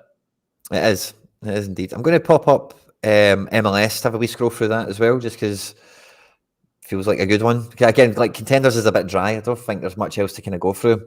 Literally. I agree with that massively. You're saying you see PlayShaper up? I tried to open it a few times before and it was not giving us any actual... Yeah, the site's there, but like, do you have... It's only Ultimate Champions is what it shows. Right, yeah. And it's not the full... Like, I don't think we get the teams here. Yeah, they're not... the icon isn't there. Like there's lineups, they're not populated. Yeah. Deleted them all. Shelved. Yeah. No, I'm sure there's a bit of info on Twitter, but it's hard to like funnel through it all, isn't it? Really. Yeah, you need to make sure your follows are on point now, and I think this is maybe a good bit of. So if do you want to change that for a second, Harry, to challengers, just because that was we've looked at the main ones, but just in case we missed something. But do you think now with the removal of PlayShaper or the death of PlayShaper or whatever we're going to think of it as, like it means knowing your shit, knowing your guys, knowing your team is a bit more valuable all of a sudden, isn't it? Like you might not just going to go and get a random K-League team now out of nowhere. Right, yeah, but that's an issue, isn't it? That devalues so many cards. Like, Jesus Christ, like outside of Champ and the teams that we definitely have info for, like just on the regular, like a website like we've looked at there for, LaLiga and Serie A, like info's tough to get, and that's half the battle. Well, actually, I'll argue it ain't even half. I think it's like 80-90%, if we're being honest. This game is 90% who starts and 10% who plays well. Really, especially when we're deciding at 3 o'clock on a Friday. Yeah, like you're deciding before I always say you're deciding before the fucking coach knows. Half the time, like the coach literally might not know who's fit because they'll train tomorrow if they play on a Sunday sometimes, and so like session and tactics or whatever, players fall out of fitness and injury on those days. So it's just a joke, really. Like it is tough to play this game. Like never mind when you're at a stage now where we're you just have incredibly limited knowledge. It doesn't even exist. It's not even like you can dig for half of it. It doesn't exist.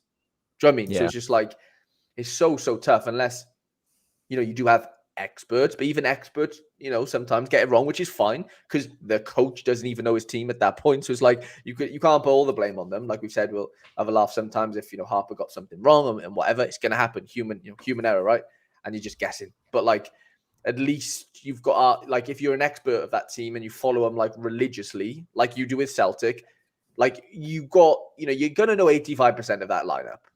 And I know the margins are tough and sometimes you need 100, obviously, but like if everyone's got the same level of knowledge of Celtic that you do, Quinny, to every team, not every team, but the main teams on this on this game, then we could probably get by. But that, and that's kind of what happened with PlayShaper to a degree. I know we had certain leagues and teams that didn't exist, and that's fine. But like in an ideal world, everyone would be as knowledgeable as you are about Celtic, and we'd have somehow a hub where everyone submits their lineups that way. Until Sorare, realize how important like lineup building is. Because I don't think they realize how much time and effort go into it. I'm sorry, I just don't think they do.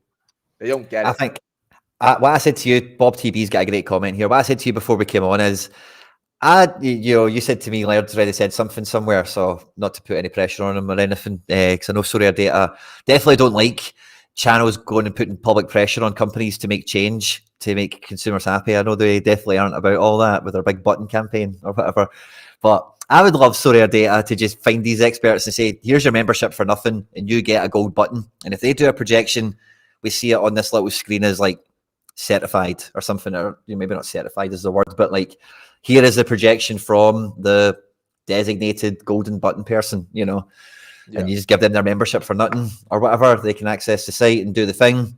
We know it's not concrete, but at least we know, that's the guy that knows the team, is the fan, has the collection or whatever.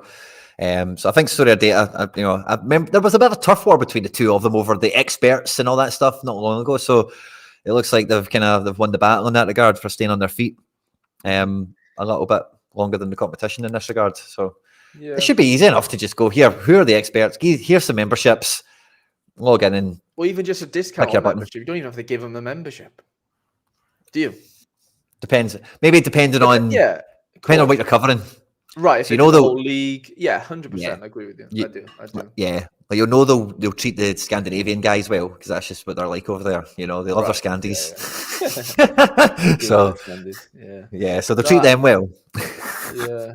Because I think initially, I don't know the timeline of things, but obviously, PlayShaper, and they did like the whole expert thing. And it felt like then SorareData then came out with their form of thing. I can't remember exactly. I don't know who came out first.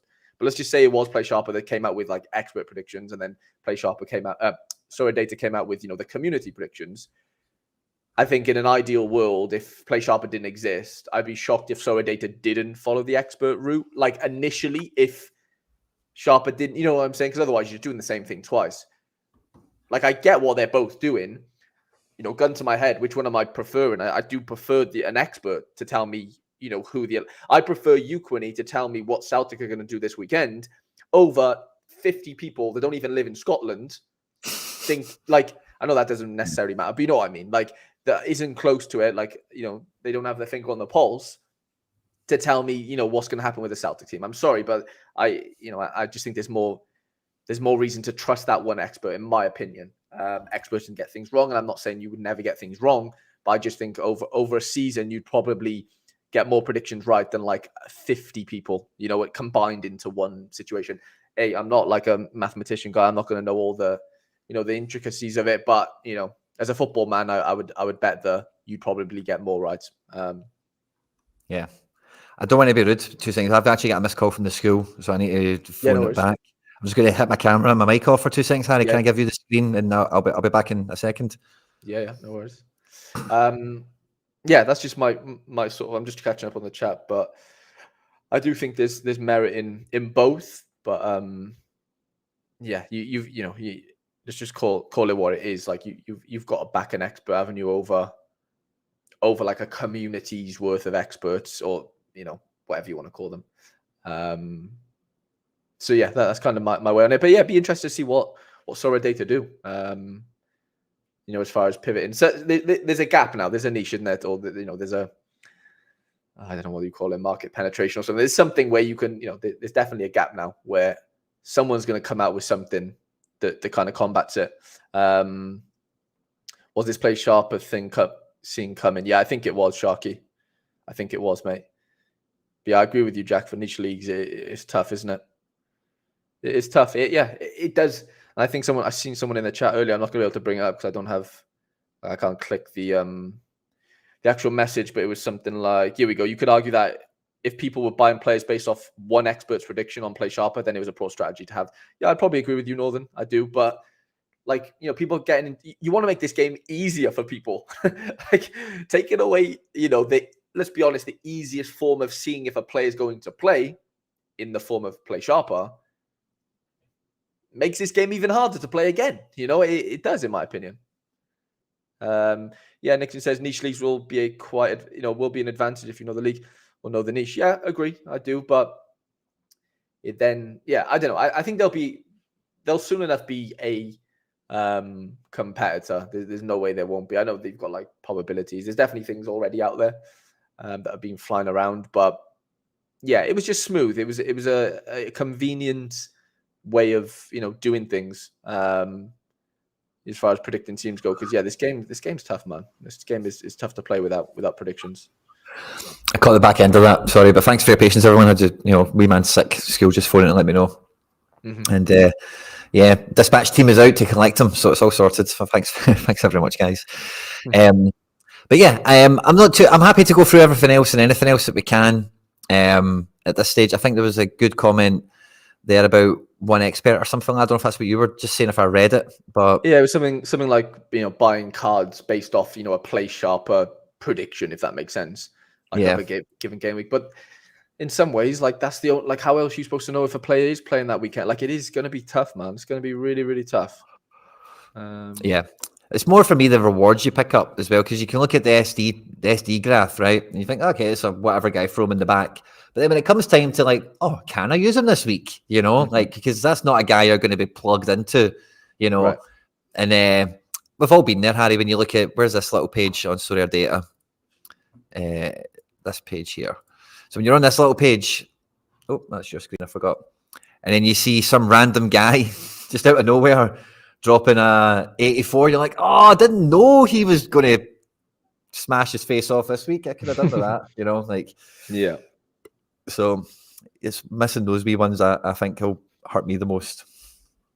And it's like, yeah, I don't know. It's just tough. It is tough because there's been many a time where I'll scroll through PlayShaper before this, you know, before the deadline, like 10 minutes before, just to double check if a 90 player has gone to 60, you know, and those things are difference makers in winning thresholds and not winning cards and all that sort of jazz. And I think now I'd be shocked if, like, you know, like DMPs are a problem anyway, right? They're tough enough to combat in the best of times. Now we've got the biggest, you know, DMP nullifier, should we just call it, or preventer in PlayShaper, because they are, if we're being honest.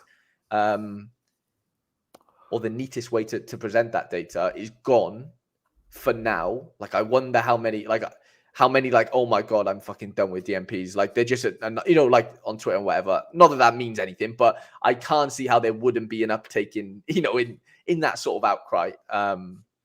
Definitely this weekend. I don't know how quick we can combat this issue, but like, yeah, there's no way people are going to get sick of, oh, well, I did this, I did that. I know it's ultimately on you, but I don't know. It's going to make things tricky. It is. Here's a good one for you, Harry. Use Trossard to complete a full Arsenal stack, or wildcard Garnacho in. Oh, nah, get Trossard in. I think, yeah. I don't think Garnacho's enough of a differential to like warrant playing. You know what I mean? Like, I think Garnacho lets that down more than a Trossard does. He's not Anthony Gordon, is he? He's not Anthony Gordon, no. He's not. Yeah. I'm just clicking on some other teams on SorareData that we've not previewed yet. We're in France at the moment. In case any of you have any French players, we'll try and get them on screen for you as we kind of hurtle towards the deadline. And then for the last like 20 or so, I think me and Harry have definitely got some orders, some teams to shake out and just double check ducks in a row and all that good stuff. And yeah, any requests, guys, get them in the live chat as well. And yeah, we'll pop them up on screen to the best of our ability. And yeah, if you are doom scrolling through Twitter, you're catching the latest from press conferences from managers all over Europe, really, at this point of the day. Do be sure to, just seeing some funny tweets there, do be sure to throw it in the live chat as well, because I'm trying to catch some stuff here, but it's not too great. It's not too great. It's not too great, but it's, yeah. So this kind of thing here. So here's Adam. For make it a double-double. He's made a nice wee line-up here for the old Burnley. This looks the same as the team we just looked at, I think, but he's done it on a nice wee app there. It's cool, isn't it? Yeah, it's nice. I've seen loads of them this morning of like random teams. I know you mentioned it as well, but there was quite a few I saw just pop up on my timeline randomly. Yeah. I suppose Bundesliga I've not really looked at yet. I think Kicker are normally quite good, but I don't know when their stuff comes out. Kicker... predicted. Tell you what, man, I just thought like the fact that, you know, PlayShaper will be making quite a bit of noise right now, like doing what they've done on a Friday morning and stuff. I seen someone mention that earlier, like it's petty and stuff, and it kind of like it is, but like you said you're here for it and whatever, but like, could it make so much noise to where Sorare just U-turn it? I don't know. Like, you might as well go out with a bang. Do you know what I mean? And go, you know what? Let's make as much noise as we possibly can, even though it is fucking over the community for a game week, if we're being honest, in certain ways. You know, will that outcry then, like I mentioned, the moaning on Twitter and all that stuff? I don't know where there'll be enough, but I'm just saying is that, you know, there might be some merit in that theory to where, yeah, Jonathan said they've had enough time. They've had enough time, but have they had enough moaning? Moaning and time are different commodities. And, you just don't know. You know, we've seen Sorare have to listen to certain things before because there's been, you know, certain, you know, loud noises from certain situations. Could this be one of those where people are just like, fuck this, like I'm not buying these cards from from careers and J leagues and all this jazz? If like, it's tough, man. It is really tough. Like Sorare, in a weird way, like their bottom line is affected by this in a certain way.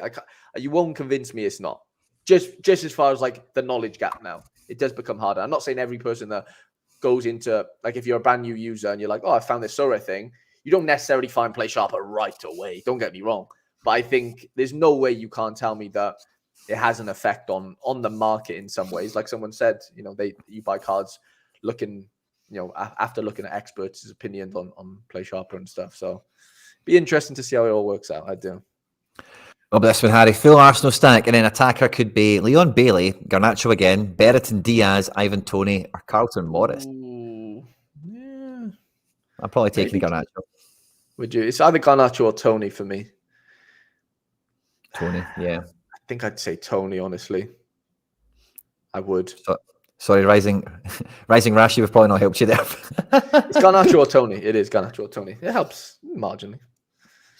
And we've got this from Charlie as well as Lopetegui is almost closed off at West Ham. And if West Ham weren't happy with Pellegrini, they're not going to be happy with Lopetegui. This is like Spanish Moyes is what they're going to get. You know, so if they didn't like Moyes, imagine Spanish Moyes that wants to pass the ball an extra 100 times. You know, that's class.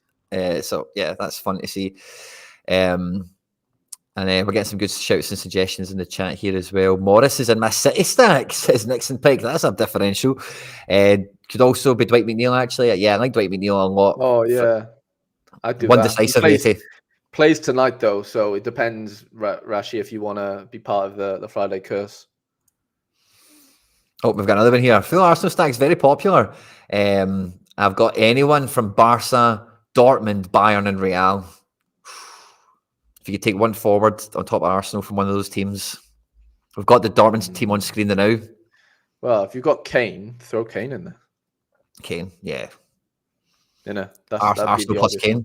Do you know, it's kind of funny. I always thought that, but the Kane card, it looks like an Arsenal shirt he's wearing. Or like an England. Doesn't it? Yeah. It does kind of look like an England shirt, but it looks more like an Arsenal shirt. So he could be a good Arsenal stack, couldn't he? Well, there was rumours he'd move, wouldn't he, for a bit? But I couldn't see that now. I don't think he's that thick. Oh yeah, not now, but before he moved. I mean, sorry. Sorry, Monkey, with a wee plug there for the pod. Ooh, okay. Sorry, Rambo. Make sure we're listening to that today. No problem at all. Yeah, I mean, yeah, I don't know. We'll see. Bayern Stuttgart, third versus second, 6-pointer.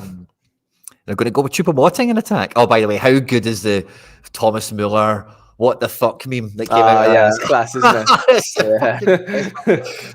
It's so good because he comes in, like he walks into the shot, you know, and then he's like, and he kind of walks out.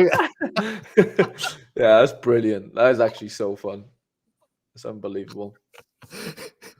We are all Thomas Muller in that moment, aren't we? So funny. Eric Dyer's winning fans all over the world these days, and it looks like Guerrero and Davis are on to play fullbacks, which will be interesting. Upamecano in. No Goretzka is what's here. That gives me a bit of a shock, but obviously I've seen the weekend. Midweek, came off at half-time. But yeah, if he's not on to play, that's a bummer for me. Is he not on to play? Who's that? Goretzka? I thought he would have. 56% on SorareData says the bench. That's interesting. I would have said he'd have started, you know. Away to Stuttgart, I would have thought you'd need Goretzka in midfield, personally. But especially if he only played whatever he played, was it 45? Yeah. Yeah, I'd be shocked at that, actually. Really shocked. Werder Bremen Gladbach on screen now, if anyone's after this. And Leverkusen Frankfurt, I think that's the next interesting one in the Bunde. No works from the beginning. Yeah, suspected as much. Yeah. Yeah, there's no way Vert starts. No chance. Cotton wheel him up. Big time. And I think we've run out through Bundesliga as well. So we've kind of caught off the main ones. Oh, I've not looked. I was looking at France again. I don't think we looked at Rennes, who I know are quite well stacked. I've also got a card there as well. Boris Jou's, a few heroes in this team. It's on screen now for you. If any's after it. And yeah, Harry, do you want to show us some teams? I see you're sorting some stuff out, or you're doing academy. Do you want to show us what you're up to, or what you've got going? Yeah, I was just doing academy. Yeah, for sure. I'm opting not to play Premier League this weekend because I just can't play it. I'm rubbish. I've managed to demote both of my in-season teams to like Division 4. It's just been a disaster. So I'm moving over to Champion and having a little crack there, mixed in my LaLiga boys with a few Prem boys and seeing how that one runs. I'll risk Diaz. I've seen someone said he's okay, so I'm gonna go for him. Why not? Near enough, the end of the season and whatever. Challenger is obviously going to be a bit of a bloodbath. Gaten Cook being out kills me a little bit for Super Rare, and so I'm only running one Challenger Super Rare team. I'm going to throw into Division 3. I'm just a bit cautious, to be honest, and I just don't think I have the fire. I've used my other good cards in other places from Challenger, so yeah, I'm not really going there with much hope. D1 though, rares where I'm hoping we can hit pretty big.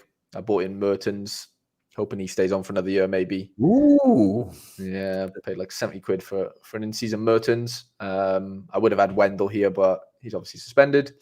So yeah, trying to recoup a little bit from that one maybe this weekend, if anything. And then yeah, Division 4 in season, just a couple of leftover stragglers, Sean Johnson in goal. D1 Classic, full MLS. D3 Classic, again, just a mixture of some of the Super-Res I had left over. D4 Classic, just a 4-man effort. And then Contenders got I had similar to what happened to you. I saw you said you had a double demotion in Contenders. So both my in-season D1s gone down to D2, which is just frustrating. But yeah, see what we can do in D2 this weekend with a couple of Super-Res in there. Big Luke McCowan leading the way against St. Mirren. Check the comment, Harry. Oh yeah, I saw. I didn't think his one was, but even if it is, it doesn't matter. Like I've got no other goalie to play, so I mean, like even if it is suspended type of thing. But yeah, who are they playing? This Paranese. I didn't think I saw on Sorare Brazil tweeted about the teams that were affected. I can't remember Paranese being the team that was, but let me have a little double check quickly. Sorare Brazil. What was it? Atletico Paranese, I said, yeah? No. Yeah. It's Inter, Gremio, Cruzeiro, Atletico Goianiense. I don't know how you pronounce that one, but yeah. Don't think we're affected, which is fun. But yeah, 2 Division 2s. Well, yeah, I've got 5 teams in Division 2 here, basically, across 2 in-seasons, 3 Classics, bit of Monday night action in the J League, and then got my Road to Glory. I am playing under 23 this weekend with a nice little. Ooh. Yeah, they're all at home, all good fixtures. I'm really hoping we could. I was going to go even harder in under 23, but I've had to pull back a little bit and play like Santi Rodriguez in 240 Super Rare, because I think you've got to just rinse 240, haven't you, as much as you can if towards the end of the season, whatever. So still pretty good, Super Rare team all at home. But 240 is where it's at. This team is hopefully, it's like as good as I can kind of get it, really. I had a few other iterations. I could have went with like David Turnbull away to Rotherham and then like Maatsen up front, but they're both away, and you know what I'm like with away. So, sure. All at home. Obviously, the Kaminsky ones, the one where it could just go horrendously bad. But yeah, hopefully Badiashile keeps his place, being pretty solid. And then, Santi's been ridiculous. Balikwisha can always get a bit of AA if he doesn't get decisive against that Club Brugge team. And a little 240 rare is pretty fun as well. My second Rusnak, I say all at home, they're not, but Alanga away to Chef, Sikwe at home, Campalat's a dodgy one, mind away to Alanya Sport. Yeah. Yeah, Bupenza's got punched last night on Monday night in Cincinnati. Broken jaw. Donut.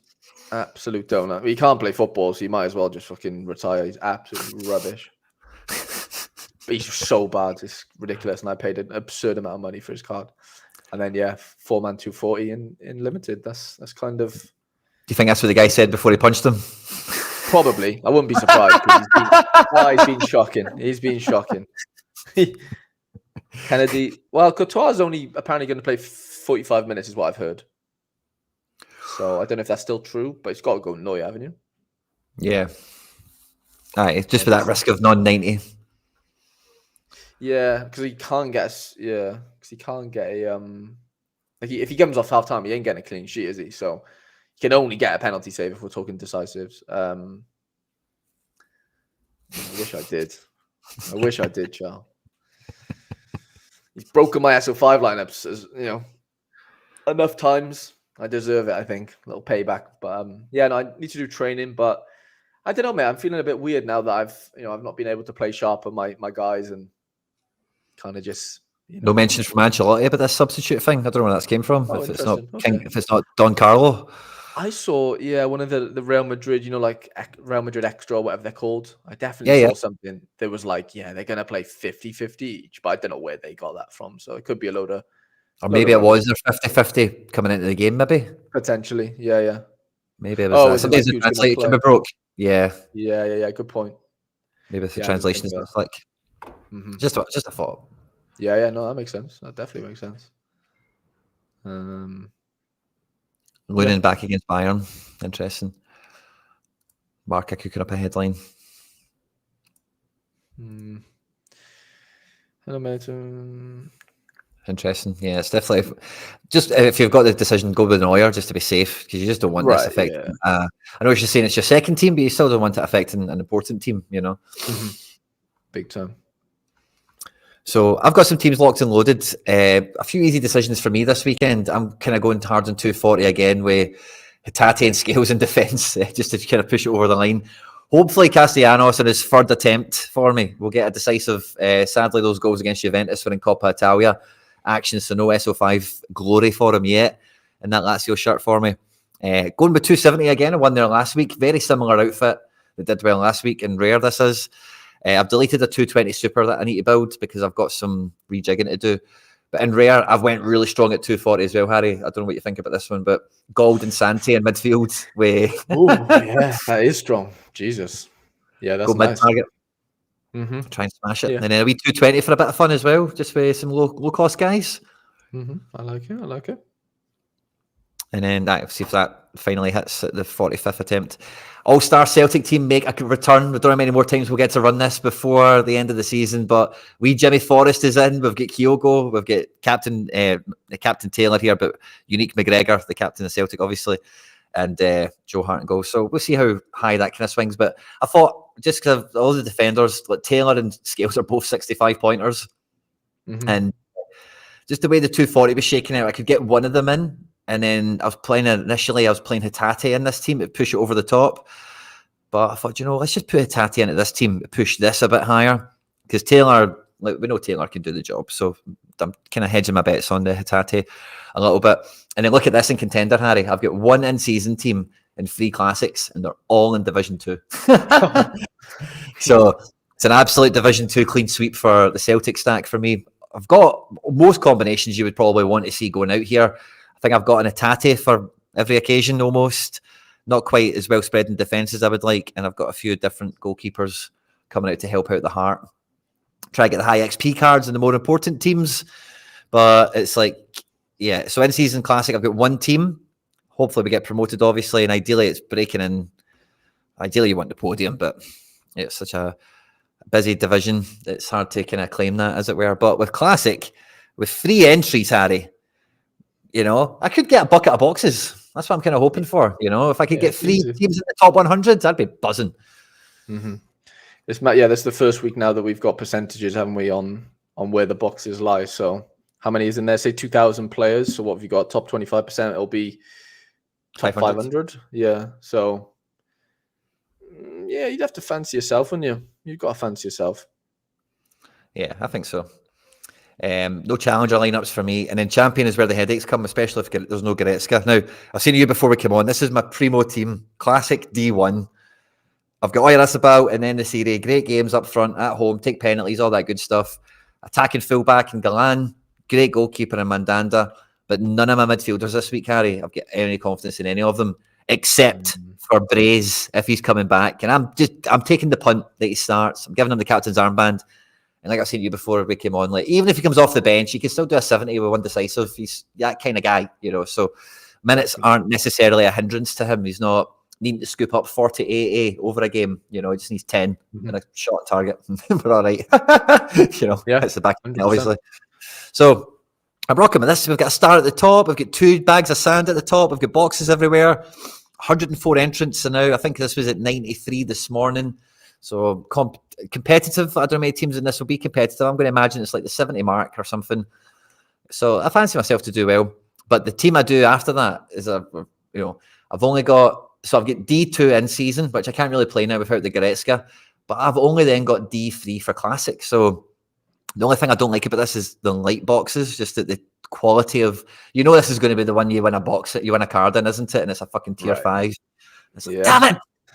That RNG, look, I've been building up, it's been spent on a fucking tier 5, So we hope to smash big. We've got Skorupski who plays tonight, the legend goalkeeper that we've got. My defender's probably going to be Quattro. He's on to play against Verona. But now that we don't have Goretzka, I suppose I've got Aliesh, so that's not too bad. He's at home to Barca. Set pieces and stuff should be okay. In attack, I think this is, I go double forward in the other team. Yeah. Saganikov probably isn't going to play. Cunha against Man City, I'm not that hyped about that.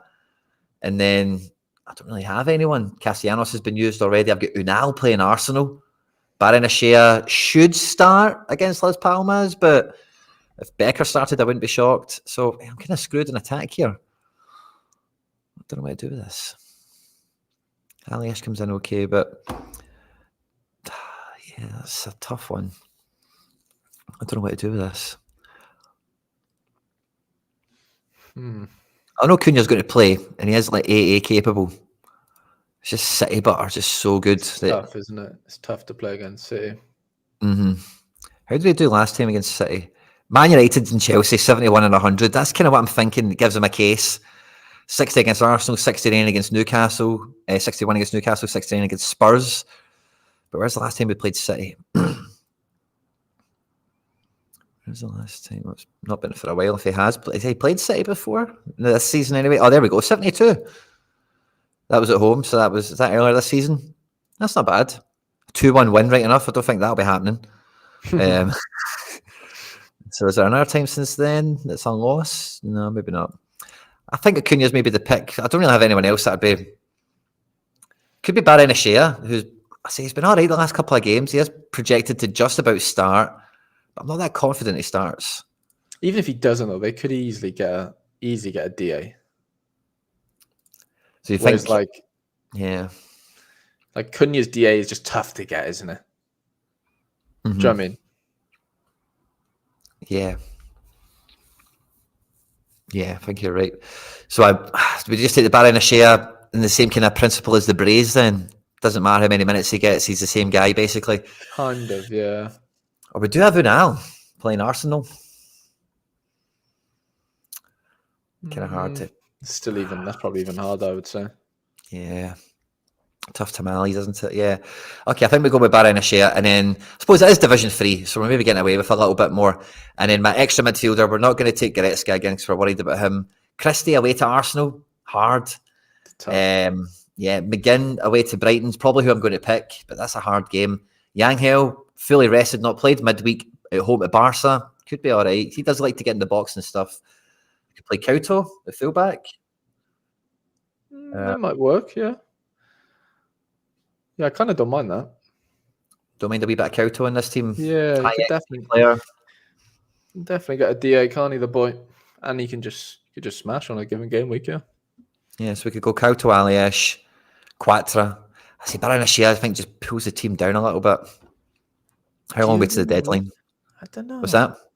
Did you not feel that? Not really, no. Not as much as the rest. Like, how confident are you he starts? Baranachea? Yeah. 50-50. This says 60-40, but I think it's more like 50-50. So we look at Becker. Maybe I'm misremembering him. He's get double decisive and then he was benched. Or I can't. How did it all shake out for him? Let's have a wee peek. Maybe I should be more confident in him. But Big Bex, I got 2 starts and then that was doing good. But was that for Kubo? And Baranachea played the other side? Yeah, it was on Kubo's side. And Kubo's back in the team now. What about this game? And yeah, Kubo's side again. Yeah, so maybe it is quite safe, in fact. Okay. So Baranachea, we know what we're getting. Yeah, so Couto over Yangel is kind of what we're thinking then for the 5th man. I can kind of go with that. Yangel, I don't know if Yangel, I think Couto's more decisive capable, but I think Yangel gets he can get a decisive, and he does have AA in his locker. And I see that's I don't know. I think Couto's just the random fact. Like anything could happen. Like he could literally just get a last man tackle. You just don't know. There's so many things that could happen with him. Where Yangel, he's just a bit more safe, and I don't think safe does anything these days, does it? If we're being honest. Yeah, Really. no, I'm with you. He's the poor man's Frimpong, Kuto. Yeah, he's a LaLiga Frimpong. So in 220, my keeper's Marshall because he's on 40 points. Let's see what we're left with now that we've rejigged a little bit. I think my defender is Chris Ayer.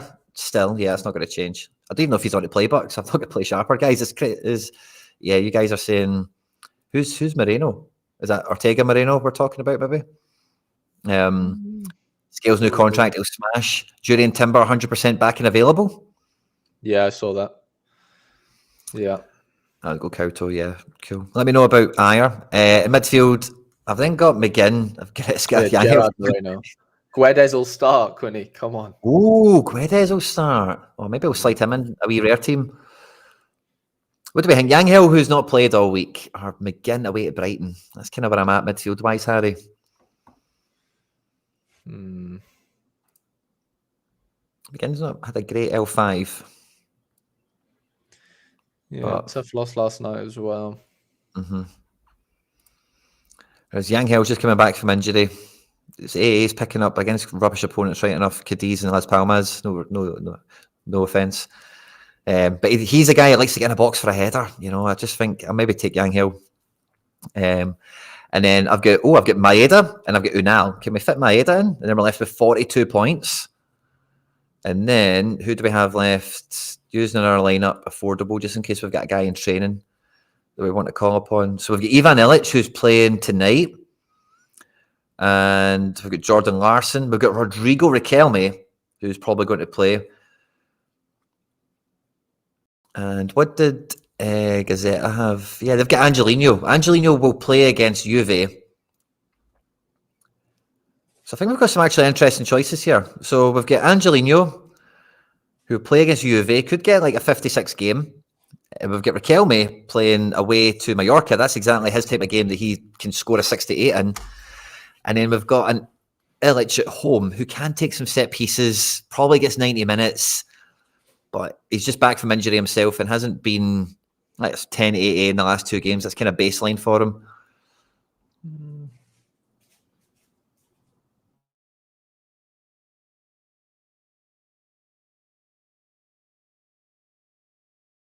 Who's the other? Yeah, I wouldn't go. What's his name? The left back, Angelino. Nah. Either this guy, Riquelme or Illich. Riquelme or Illich. I think I might take Riquelme just because he's normally been good to me as a wee wild card option. Angelino, I think that was off the bench or something, wasn't it? Yeah. So I think we'll shelf Angelino for this week. Unal comes into the picture as well. Maybe it's a cheeky one just for a random 70. But yeah, no, I think I would take Riquelme because I think there's a good chance he'll get good AA against Mallorca. That's a good teammate, 220, isn't it? Yeah, it's strong. Probably just going to captain Yang Hill for safety. That's really strong, by the way. Awesome. And we reckon Guedes is in town. So Guedes could be a good 220 play. So does he maybe come in over Lennon Miller? Who are Villarreal playing? Away to Celta. It could be a good game, but I don't know if it's a fantastic game. I do like Motherwell at home to Levy, just thinking Lennon Miller been nominated for stuff. It could be a good wee game for him. Yeah, there's Guedes there. 11.5% does appeal to me because he does love... yeah, that's the sort of game you could hope to get out of my 70-pluser. Yeah, if it's... I think I might take Guedes here. It's just a bit peakier. And does that save me any points? So I've got Abada here. I'm not too sold on Abada at Charlotte yet. I've not seen a big enough score out with him yet. Interesting. I could put Becker in this team. Yeah, Becker as a hedge maybe on... But do we want to hedge that Pacheco? We get a better option than you lying about. I do like him. I don't think he's great, but Pacheco. We've got Chanot. I don't know if he's going to start. Yeah, and I think I'll stick with Pacheco. And yeah, Becker is a hedge. I think Becker could do good from the bench anyway. But I think how good? Yeah, I think he could do better than Abada.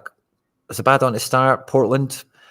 How have Portland been with Phil Neville? Have they been as bad as you would think they would have been? No, they've been all right. They've been okay. They haven't been great, but they've not been like dire, I don't think. Vander's been out, so he's been a big miss. But if he's back, I think they'll be fun. Camelo is a great shout. I've been kind of toying with Camelo playing Almeria. I've never really used Camelo, and I suppose if this is the time you're going to use him, it's maybe when they're playing bottom of the table at home. One of the best games in the matchups tab as well. Do we maybe just play Camelo? I think we play Camelo. He fits with Guedes. Okay, I can deal with this. I like that. Go Camelo, play the fixture. Use the guy when you need him or when you've got him. Yeah, I can dig that. We need to fix a training team now, probably, because somebody will just be popping the Gretzka Super Rare in there, I think, now.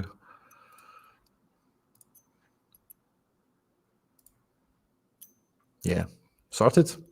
We're 4 minutes to the deadline, and I feel composed, Harry. That's normally a good sign. I know, so, it's not a bad sign, is it? We'll take that. Top division going for cards. Yeah, I can dig that. Bottom division going for cards. So it's like double forward and double defender. This is the way I'm playing, so my midfield is so thin. This is my rare team, Harry. Let me know what you think about this. Robbo playing Tottenham.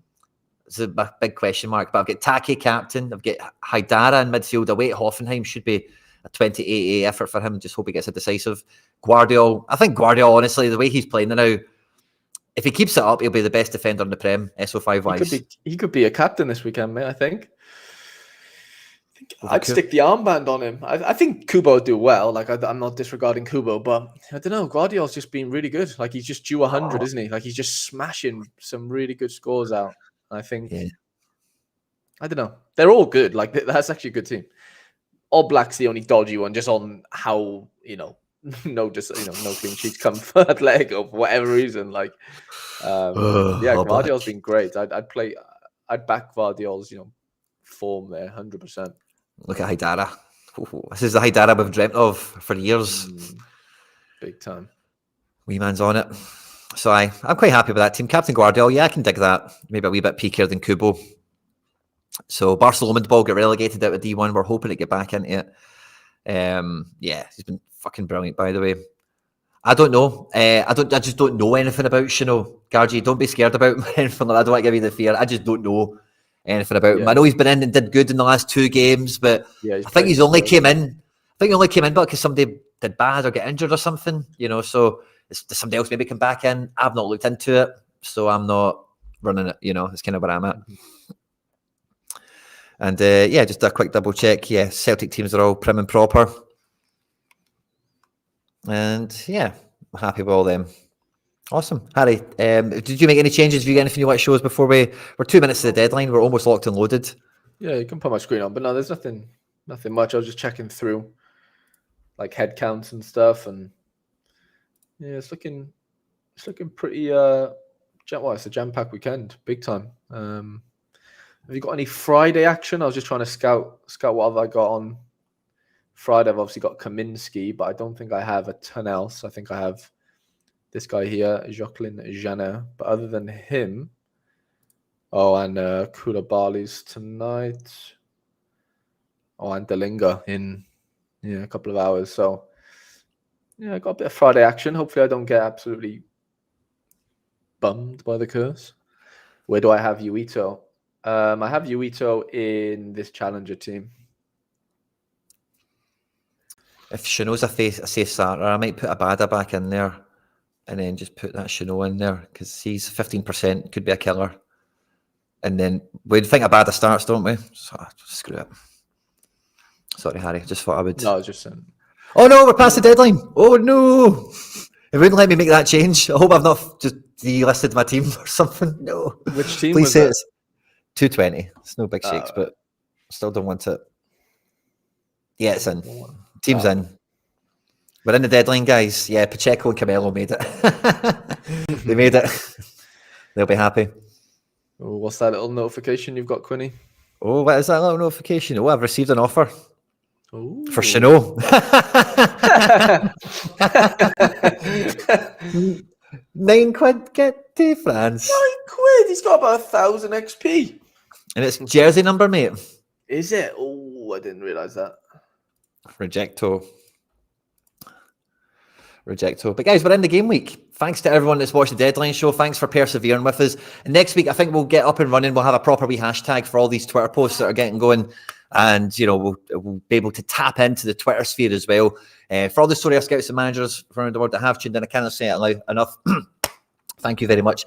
Before you go for this game week, guys, we've hit the magic number unprompted. We're at exactly 67 likes. Okay, but before you go, at any point in the show today, if we saved a lineup, if you laughed, you learned, you liked something or whatever, do not forget to subscribe to the channel. Hit the like button, open up the description, go to Harry Trades' channel and hit the subscribe button over there as well. Have a great game week. And yeah, we'll see you on the next one. Harry, it's been a pleasure. Been an absolute pleasure, mate. All the best, lads.